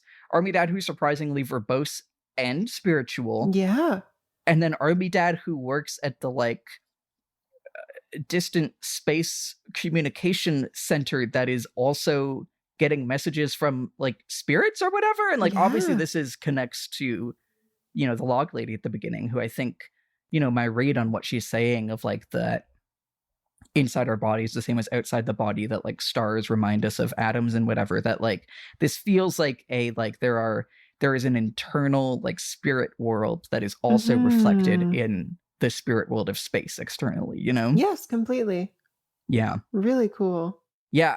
I don't really, it's funny. It's a very like meaningful scene, but I don't really have much to kind of speculate or pull apart from it. It's just like, that's crazy. But yeah, Hmm. take us. Oh boy, speaking of crazy scenes. Oh boy, oh boy. So, for reasons unimportant, James, Maddie, and Donna are sitting on the floor of Donna's family home. They have these really old school vocal mics and they're singing a tune. My God. So just like on a very basic like plot level, what is happening here is it's a song about being in love, and gradually it goes from like James looking at Donna to James looking at Maddie. And here we Mhm, are exploring the possibility that these two might be romantically entwined. mhm, Donna becomes, distressed and runs off, but tries to play it off like it's nothing. mhm, And then receives a phone call from Harold Smith, the reclusive mhm, neighbor from the mhm, start of the mhm, episode. So we are setting up that they are going to probably talk in the next episode, and my God, oh my mhm, goodness. mhm. While James and Donna are off attending to the phone, there's just a little moment of silence with Maddie, and she looks across the room, and some music comes in, and holy shit, Bob is here. He is slowly moving toward her, climbing over furniture, getting really, really close, and she screams, and then he's gone. Then he's just not in the room. Yeah, Fuck, man. crazy scene, Oh my God. crazy scene. I I feel like I kind of want to start with the first half and just start with Yes. because this is really like two scenes in one Yeah. almost, and how much it swerves. So like the first bit of them singing this song, I do really love it. It is crazy. Like, what are they doing? Every scene that we've seen with these three, they've been, investigating and like, whoa, what did it mean that Laura did this and whatever? And like obviously we've seen James and Donna have their romance, but like the three of them together, it has always been we are figuring shit out.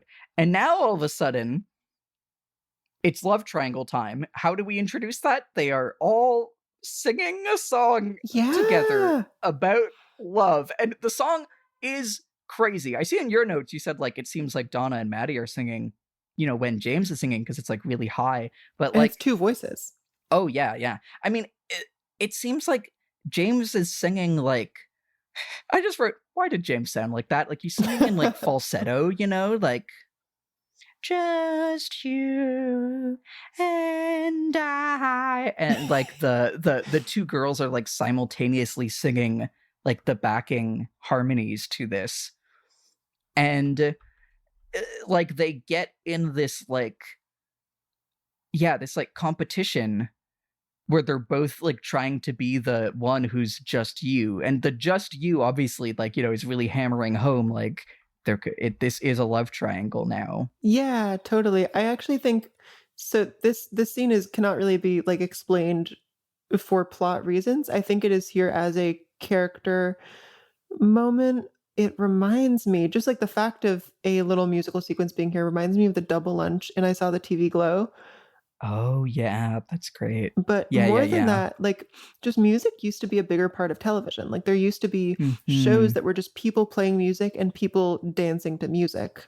Mhm. This feels like a little musical break is something that would be much less surprising in the TV of the 50s or 60s. Yeah. Yeah. And the character of the song is like that too, right? It's like a slightly distant, floaty oldies song. Yeah, it's crazy. But It's it's like crazy. and truly just like yeah, I'm always singing with my girlfriend question mark and my dead girlfriend's cousin. Just you and I in love. Like, what are you doing, What the fuck James? are you doing? What's happening? Yeah, holy shit. Can we talk about like the sound of the song a little bit? Like the Yeah, yeah. It is very floaty 50s, like ballad, like you said. Yeah, it's extremely repetitive, and I'm Yes. ringing my little repetition bell from last episode. I feel like Mm. it lulls you into a bit of a meditative like flow state. Mhm. It's Mhm. a very simple song. It just keeps going. People keep saying things like two or three times, or a moment will carry and repeat a little longer than it needs to, and it keeps giving way to these eerie, fucked up things, like the theme song in the season 2 first episode. So this kind of creates a slightly outside of ourselves mood. Okay, but musically, to stay on track, 2 singers. You start on James. It doesn't sound like James's voice, but then you cut to No. Maddy and Donna, and it's not their voices either.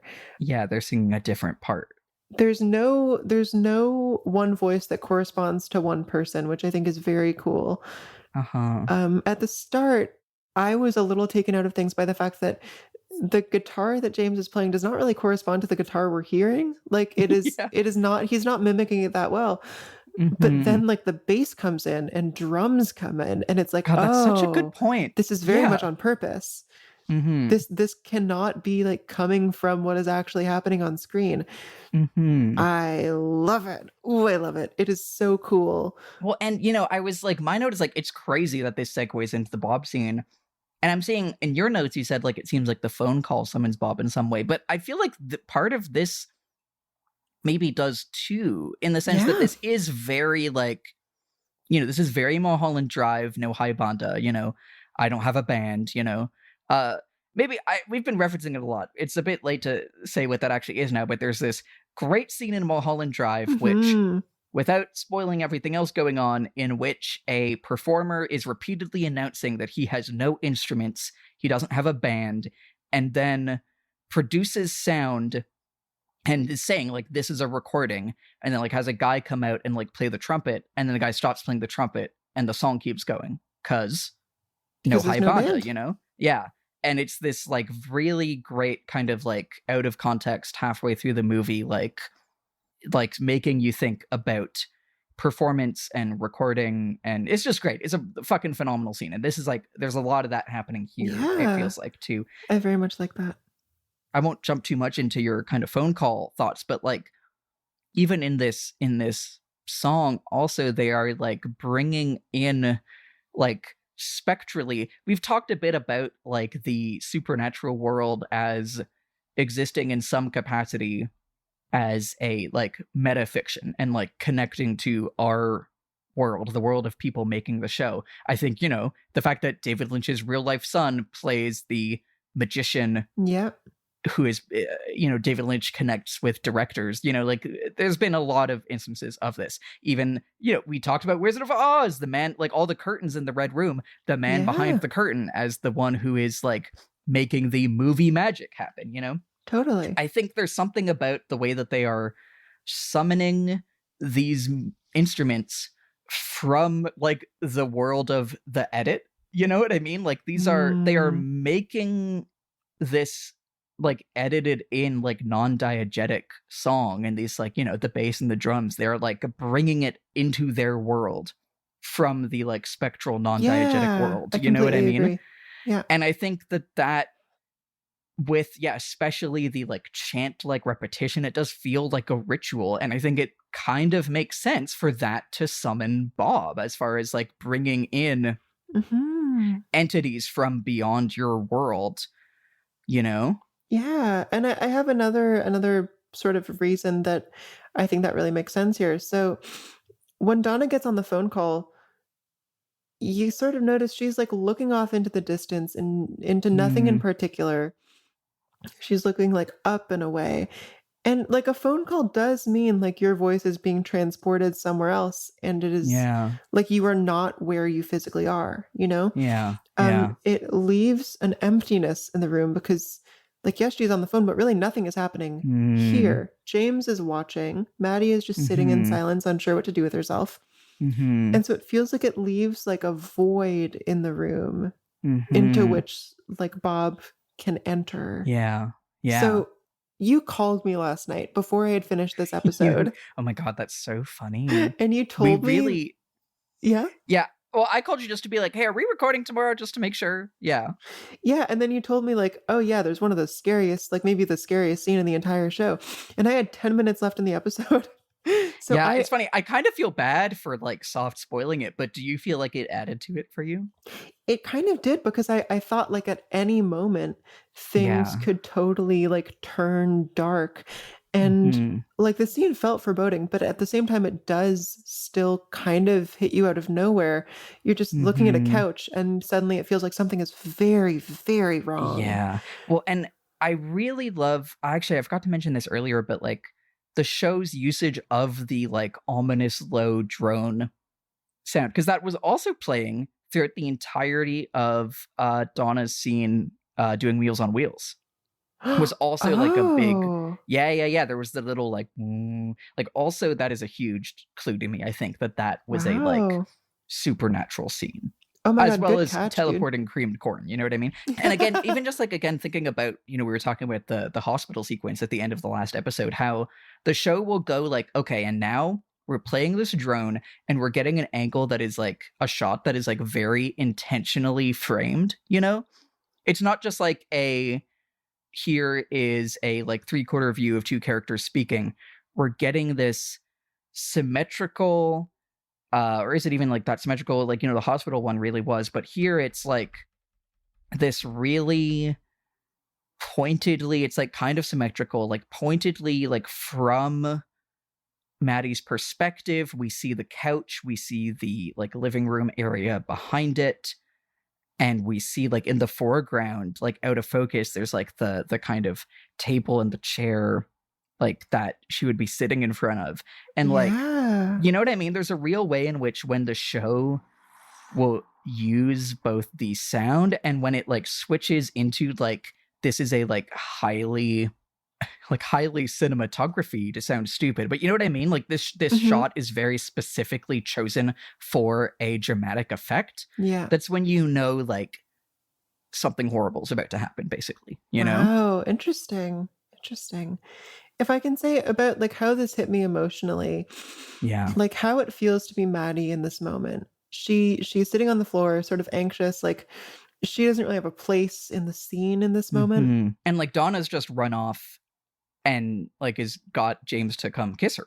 She Yeah, says like, I'm yeah. trembling, James, you made me. Like she's kind of forcing the issue of who's the person in love in this song by saying like, I'm Yes. going to run off and you're going to come kiss me, Completely. So this reminded me of like my sort of experience as a teenager, I would say from like 14 to 17. I just like could not really be alone, and definitely could not be like alone and in silence with my thoughts. Mhm. I'm reminded of like, I don't know, one time I was just like sitting at the computer as a 14-year-old, and this is, I think I've talked about like the older guy who was giving me trouble around this time Yeah. on the show. Yeah. This was sort of the peak of my like paranoia about that. It was like Mhm. middle of the day on like a Tuesday or something, and I just suddenly became convinced that like he was going to like come to the house. So I took this like comically large knife and I sat it down next to my computer desk, and I just felt like, oh yeah, something about this emptiness, this quiet is really foreboding, and obviously it was fine, and I got past that. But just sort of in the wake of a traumatic event, the way that silence can feel really threatening, and like it does leave space for something else to enter. This just has me thinking about that in a way I never have before, and I really appreciate that. For all the show's misogyny, it really does do so much about like this is what it is like to survive violence. Yeah, no, and I mean, this is like a big thing in David Lynch's work, I think, is like, there's like a good amount of his work that's like, wouldn't it be fucked up to be a woman, basically, but like in ways that I generally like think really, really hit, Yeah. And I forget if this is something that I've said on previous episodes, but like I think a lot about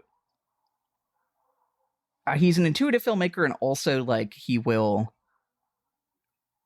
put his whole heart into the things that he is doing, I think, a lot of the times. And like sometimes that isn't this small town beautiful, and sometimes it's like if he's I think at his best, like when he is depicting like these like traumatic situations, it's because he is like really, I think it feels a lot less exploitative than I think some other, you know what I mean, like male filmmaker makes movie about female trauma wakes. I think it feels very Sure. felt. I think this is probably something I Yeah. said in a previous episode, but yeah, they're more extreme shots and like sequences in Twin Peaks for sure. I think this might be the single scene or like shot that is the most upsetting to me. It's like the scariest to me in the sense that it's the one that like the first time I saw this, it kept showing up in my mind. You know, there's like something about the silence of the room and you're like, oh God, is something going to happen? And then it does. And the way he, like Frank Silva's face is crazy. He is really good at having that crazy face. And like the way he starts approaching with like this big, threatening, violent grin on his face is like so implacable. Him like crawling over the couch, like taking the shortest route to her.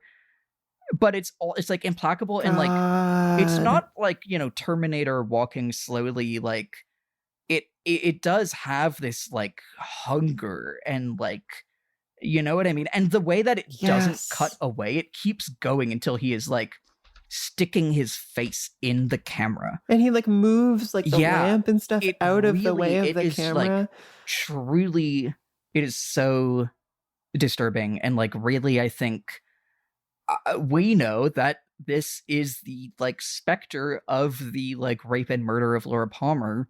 And like, I mean, having that come at Maddy in this way, it like really feels like it has so much to it about these like being in, you know, the specter of like sexual violence and trauma. And like, I don't know, it really really gets me. It's just like a really excellently constructed shot.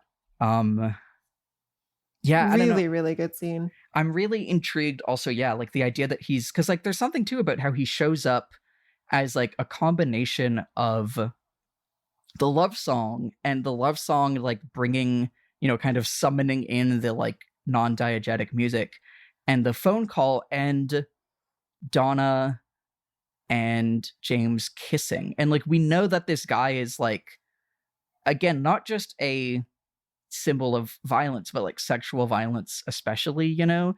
There is something like almost like 80s horror movie of like, you know, the couple that fucks dies first, because like the idea that like love, he is like summoned as a like twisted version of like love as this like, you know, like sexual predator, you know. Wow.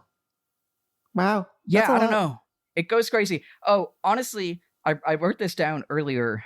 This is a bit of undercutting the seriousness of this, but when I was looking at the Wikipedia page for this and like how there's so many moments where I will look at like either how Twin Peaks was received like contemporaneously, like how it was received with like by contemporary, or like people kind of rewatching it just makes me go like, are you guys crazy? Because okay, Nerdist Eric Diaz rated the episode 3.5 burritos out of 5. Praising the episode as a whole, but criticizing the scene in which James, Maddy, and Donna sing together as a black mark over an otherwise great episode. I just wanted to put that because I think that guy's a fucking idiot. He is, but Nerdist, that's 2010s then. Nerdist is not from... Yeah. So I think this would have been like a rewatch thing. Gotcha. Yeah. But sorry, he's so wrong. I know, right? I think that's the best scene in the episode. Yeah, I'm like, fuck, easily. Like, who is not watching Twin Peaks for this stuff, you know? Yeah, and like, I mean, I think, you know, what really sells it, obviously, is Bob appearing. But even just them singing, I think, if we take out the Bob sequence, I think them singing is my favorite scene in the episode, you know? Yeah, no, it's really cool. So anyway, Eric Diaz, it's on site. Love it. You know, there's this last scene, and I'm realizing I don't remember it as well as I thought I did. I wonder if you would mind taking it? Yeah, totally. Thank you. We like segue from this like sequence of Bob appearing to Cooper like dreaming, or like he's kind of like, we're seeing some flashbacks of stuff from previous episodes. So like we see the giant waving his hand over Bob's face. We see like Ronette thrashing in her bed. We see, I really love I think we do hear the giant saying, like, the owls are not what they seem. And that's overlaid over this shot of, I'm pretty sure it's Bob, but like really blurry. So blurry, you can't even really tell he has a face.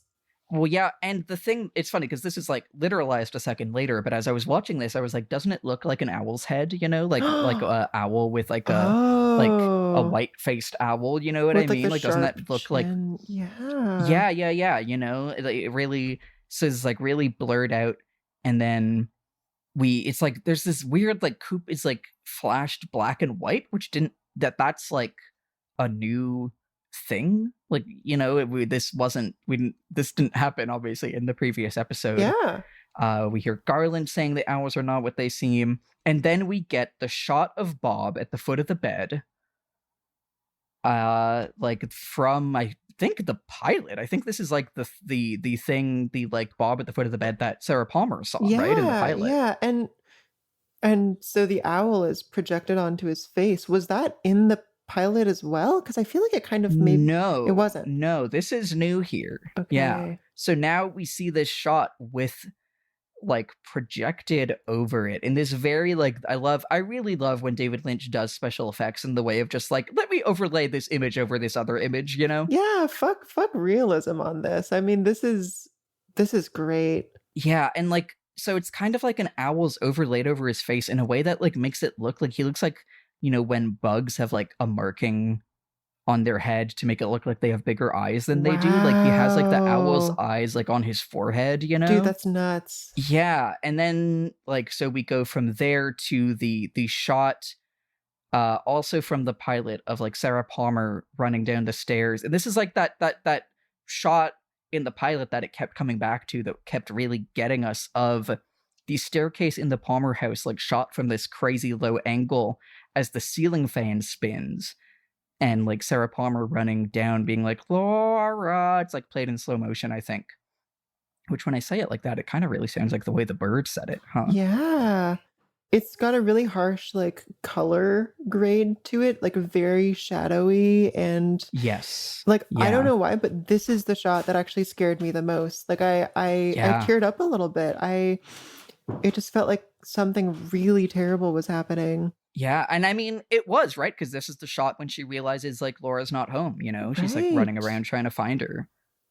My God. And yeah, I don't know. This one really, like, I am so enamored by how much David Lynch can take something like a shot of staircases, or like a staircase and a ceiling fan, and just in how it frames it, and how it like scores it with this ominous kind of ambient drone, and how it comes back to it, and how it deploys it in surprising moments, make it the most terrifying image. Completely. You know, that we don't even know what's scary about it. Like maybe the show ends up coming back later to like contextualize the ceiling fan or whatever, but like even if it doesn't, like to this day, like when I think about the shots of the ceiling fan in the Palmer house, I get a shiver down my spine, because it's from how it uses the fucking movie magic, you know?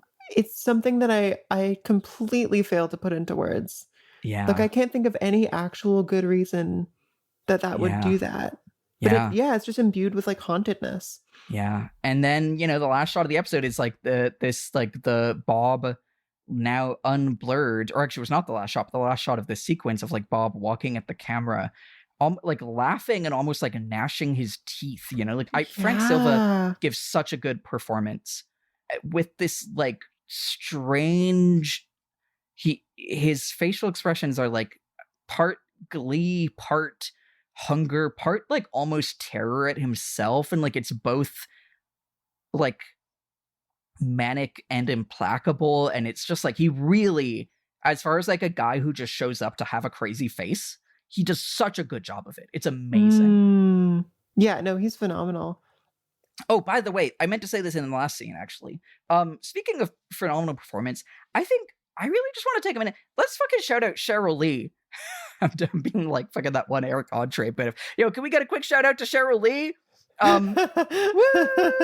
No, but like, you know, I was thinking about like the way that she performs Maddy you know, so often I'm like, yeah, Maddie's being really naive. And like to think about, we don't see a lot of Laura Palmer, but in the flashes that we do, there's such a distinct sense of them as different people. And yeah, like think of the end of the last episode in which Cheryl Lee is performing Laura Palmer, like, you know, Scream Queen, in this completely like threatening but also threatened, and like just the apex of horror, you know, like the way she performs that, like being threatened in that context, versus the way she performs like Maddie as, you know, this kind of naive girl trying to, you know, figure out what happened to Laura, versus the way she plays Maddie as she gets terrified there. I think like there's some really great nuance between how this same actress is able to bring out, you know, Maddie's reaction to being threatened by Bob versus Laura's in that last sequence. Yeah, I don't know. She's just like, and completely. You know, like having seen obviously, you know, the whole show and the movie and everything, like I don't know, I just really think she does an amazing job at like selling Maddie and selling Laura. And yeah, I don't know. Shout out to Cheryl Lee, you know? Completely.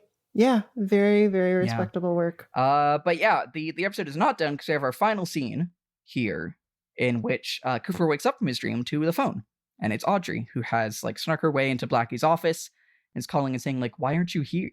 Why aren't you here? Isn't that's not Cooper who says that? No, it's Audrey. Cooper says, where are you? And Audrey says, why aren't you here? Oh. You know, Cooper's like, Audrey, this is no time for schoolgirl games. I want you home now. Which, okay, yes. Again, I'm ticking my, Dale Cooper, you're kind of a bad detective. Like, what, like, you think that she's running off on some, like, oh, I'm trying to, like, schoolgirl games as in, like, I'm playing hooky and maybe being like, maybe Dale will come run away with me. Like, you know what I mean? If I was investigating the murder of Laura Palmer and Audrey went missing, I would be a bit more concerned than like, she must be playing some schoolgirl games. Yeah, you know? Not like scolding her. Yeah. Also, like, I want you home now. It feels very like paternalistic. Yeah.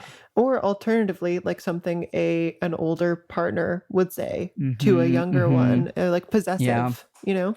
Yeah. Yeah. And so I think, again, as I keep going back and forth on how the show thinks about Audrey, I think the ways in which, again, I'm like, I think this undercuts Dale Cooper. Does the show? And if it does, then I think that's pretty... I like that as a maneuver. I like that we are settling, you know, like setting up Coop as our like main dude's rock guy, but not letting him get off scot-free. You know, like we are still placing him in the same kind of nexus of accountability that, you know, we put the horns in or whatever, you know? But then sometimes the show, I don't know. But anyway, you know, she says, you know, this feels like a very important line. She says, like, I saw you in your tuxedo. You looked like a movie star. Yeah. Okay. And what she says that she is, of course, in front of a red curtains backdrop. Yes. Which makes it feel like, obviously, like she is talking about him in the casino, but it also very much evokes his dream in the like second or third episode. So Coop doesn't get much info from her, but I feel like that is going to basically help him figure out where she is at. But yeah, that is a really cool, I think, connection between the casino and the... is it called the Red Room by the fans? Am I getting that right? Yes, correct. Which I'm sure we're going to be getting more of. At least I hope so. Who could say? But yeah, no, I agree. And like, yeah, that you looked like a movie star is very pointed, you know? Yeah. In terms of like everything we've been saying about the tuxedo as an image being connected to like performance and to supernatural and to supernatural things as like a vehicle for like metatext and like, you know, people who make movies, you know? Yeah. Before she can say where she is, phone call gets hung up because Blackie and Emory have caught her and, you know, tells her, trouble, Miss Horn? You don't know what trouble is. Yeah. Not by a long shot. So there's part of me that's like, this, okay, now that you know that she's Audrey Horn, are you really gonna like, what are you gonna do to the boss's daughter, really? Right? You know? But Who knows? I guess so long as he is kept from knowing what's up with her, they could like trap her Yeah. because they know Yeah. that she is trying to do some sort of investigation informant type thing. They don't want to just let her off scot-free either. Yeah. I don't really have notes on this scene. I'm kind of like, well, that's the plot. Sure. And some mix of the everything that we're talking about with tuxedo and da. Do you have anything else on No, this? I think I'm good to start wrapping things up. All right. I mean, okay, actually, I guess before we move on, like we talked last time, it is unfortunately owl oppression time. Owls are being associated with Bob, but Yeah. do we want to kind of like spitball about what that means as an image? Because I don't really have anything on me. But I don't know, I feel like there's something about like owls as like, you know, they are predatory, they are nocturnal, they are, That I mean, is like true. very traditionally spooky or whatever, you know, but I don't know. I'm like, I think we got obviously, you know, we know that owls are not what they seem by virtue of space told us, but I still don't have anything, to be totally honest with you. yeah, I don't know. Let's keep an eye on it because it feels like the kind of thing that they're definitely doing that for a reason. I don't know. Let's find out what it'll be. Oh, absolutely. It's a very unique and interesting sort of motif. Yeah. Yeah. I am curious where it'll go. Yeah. Anywho, shall we move into our final bits? Yeah. So let's talk Lily's nightmare corner, eh? Yeah, you have any crazy dreams? So not quite a dream, but this episode did do something to me that no previous episode had. Ooh, which okay. is I woke up in the middle of the night having to like go to the bathroom and get some water, and I was terrified. I just kept thinking about Bob being like in a random quiet living room as I had to like cross through mine. And dude, like I was really scared. It took me probably like 10 or 15 minutes to get to the bathroom and back to bed. No, really. And that's like the other part of it is like how much he is invading and taking ownership of this domestic space. And like the crawling over the couch is like, oh, it's like so, and like genuinely, like after I think I told you there was this scary scene because I was like, I knew that was in this episode and I was like, do I want to watch this tonight or do I want to watch it tomorrow morning? Yeah. I'm gonna be scared. And like I think the type of like horror, especially in visual mediums, that gets me the most is like the what if there was a guy and he looked at you, you know? Totally. Bob is top of the line for that, you know? Like, and this scene really does get me with the like, and what if he entered the frame and crawled at me in my home? I don't want that. No, you know? It's very relatable. Yeah. So I'm going to say we're halfway to a nightmare. I was actually so scared because I watched the scene right before bed. Usually I watch an episode and I try to think about the scary parts for the segment, but here I had to actively repress those thoughts because I was too scared it was going to work. God, I really salute your continued mission to do this to yourself for the show. It'll work one of these days. We have a lot of episodes left. Yeah. Okay, so do we want to move into our power rankings? Yeah, let's. Okay, so last time, who killed Laura Palmer? First place, Bob. Second place, Mystery Third Renault Brother. And third place, a spirit that was like moving through both Bob and Laura and possessing them both. How about now? You know what? Like I feel quite good about this. I'm gonna say change it up slightly. Bob is definitely still in first place. I mean, how could he not be? Yeah, it's hard to argue. Yeah. I will move a spirit possessing Bob and Laura into second, but I'm gonna add and Maddy ?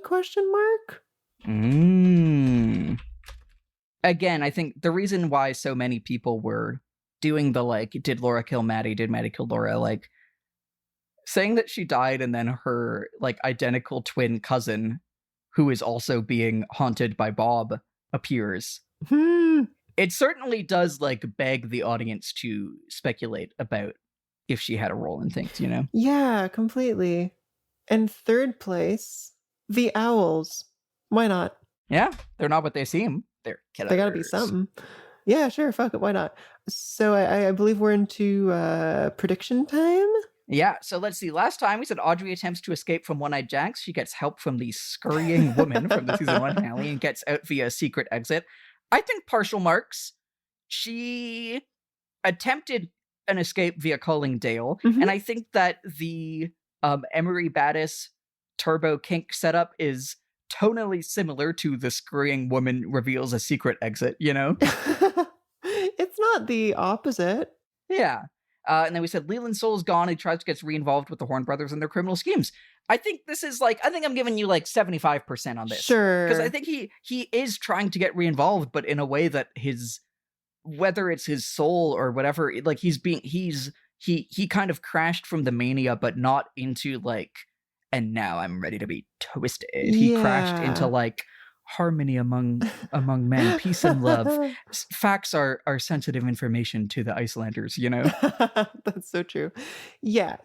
I think, like, literally speaking, this is maybe true, but the spirit of it is not there. The soul is gone, if you will. Yeah.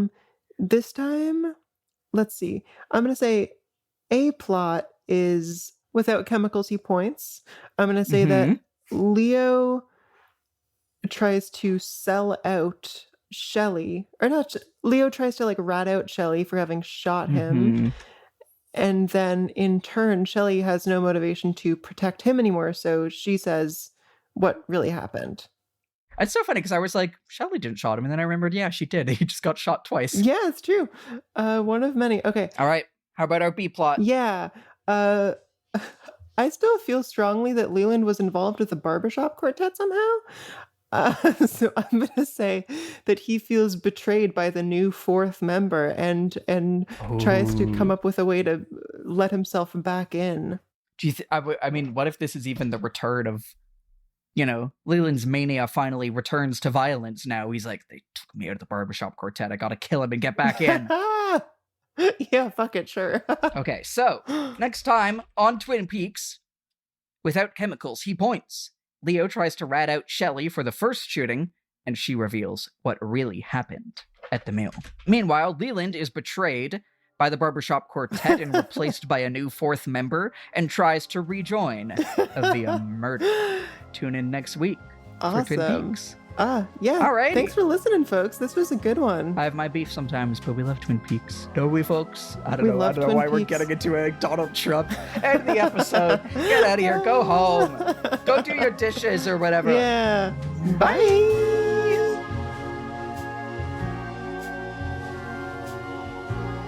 TSTV is hosted by Sadie Avery Lake and yours truly, Lily Alexander. Our music is by Jamie Page, show art is by Maya Fernandez-Giles, and this episode was edited by Mary Chan at Organized Sound Productions. If you have any burning questions or comments for us, please send us an email at hello@tstv.show. We would love to hear from you. Thanks for listening.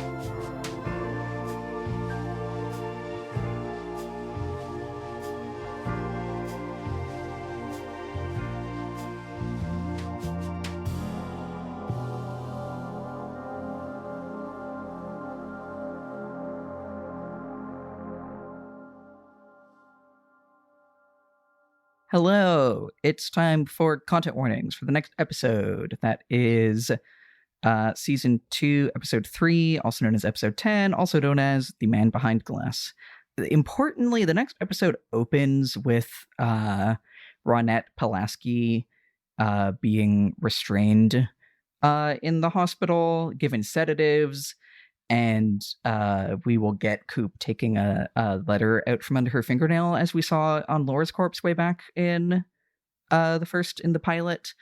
And it feels fucked up. It feels like, I'm looking at my notes, I just said it's really striking how this feels like an assault, the way that they are forcibly restraining her, like medically sedating her, and like reaching under her fingernail to get this thing.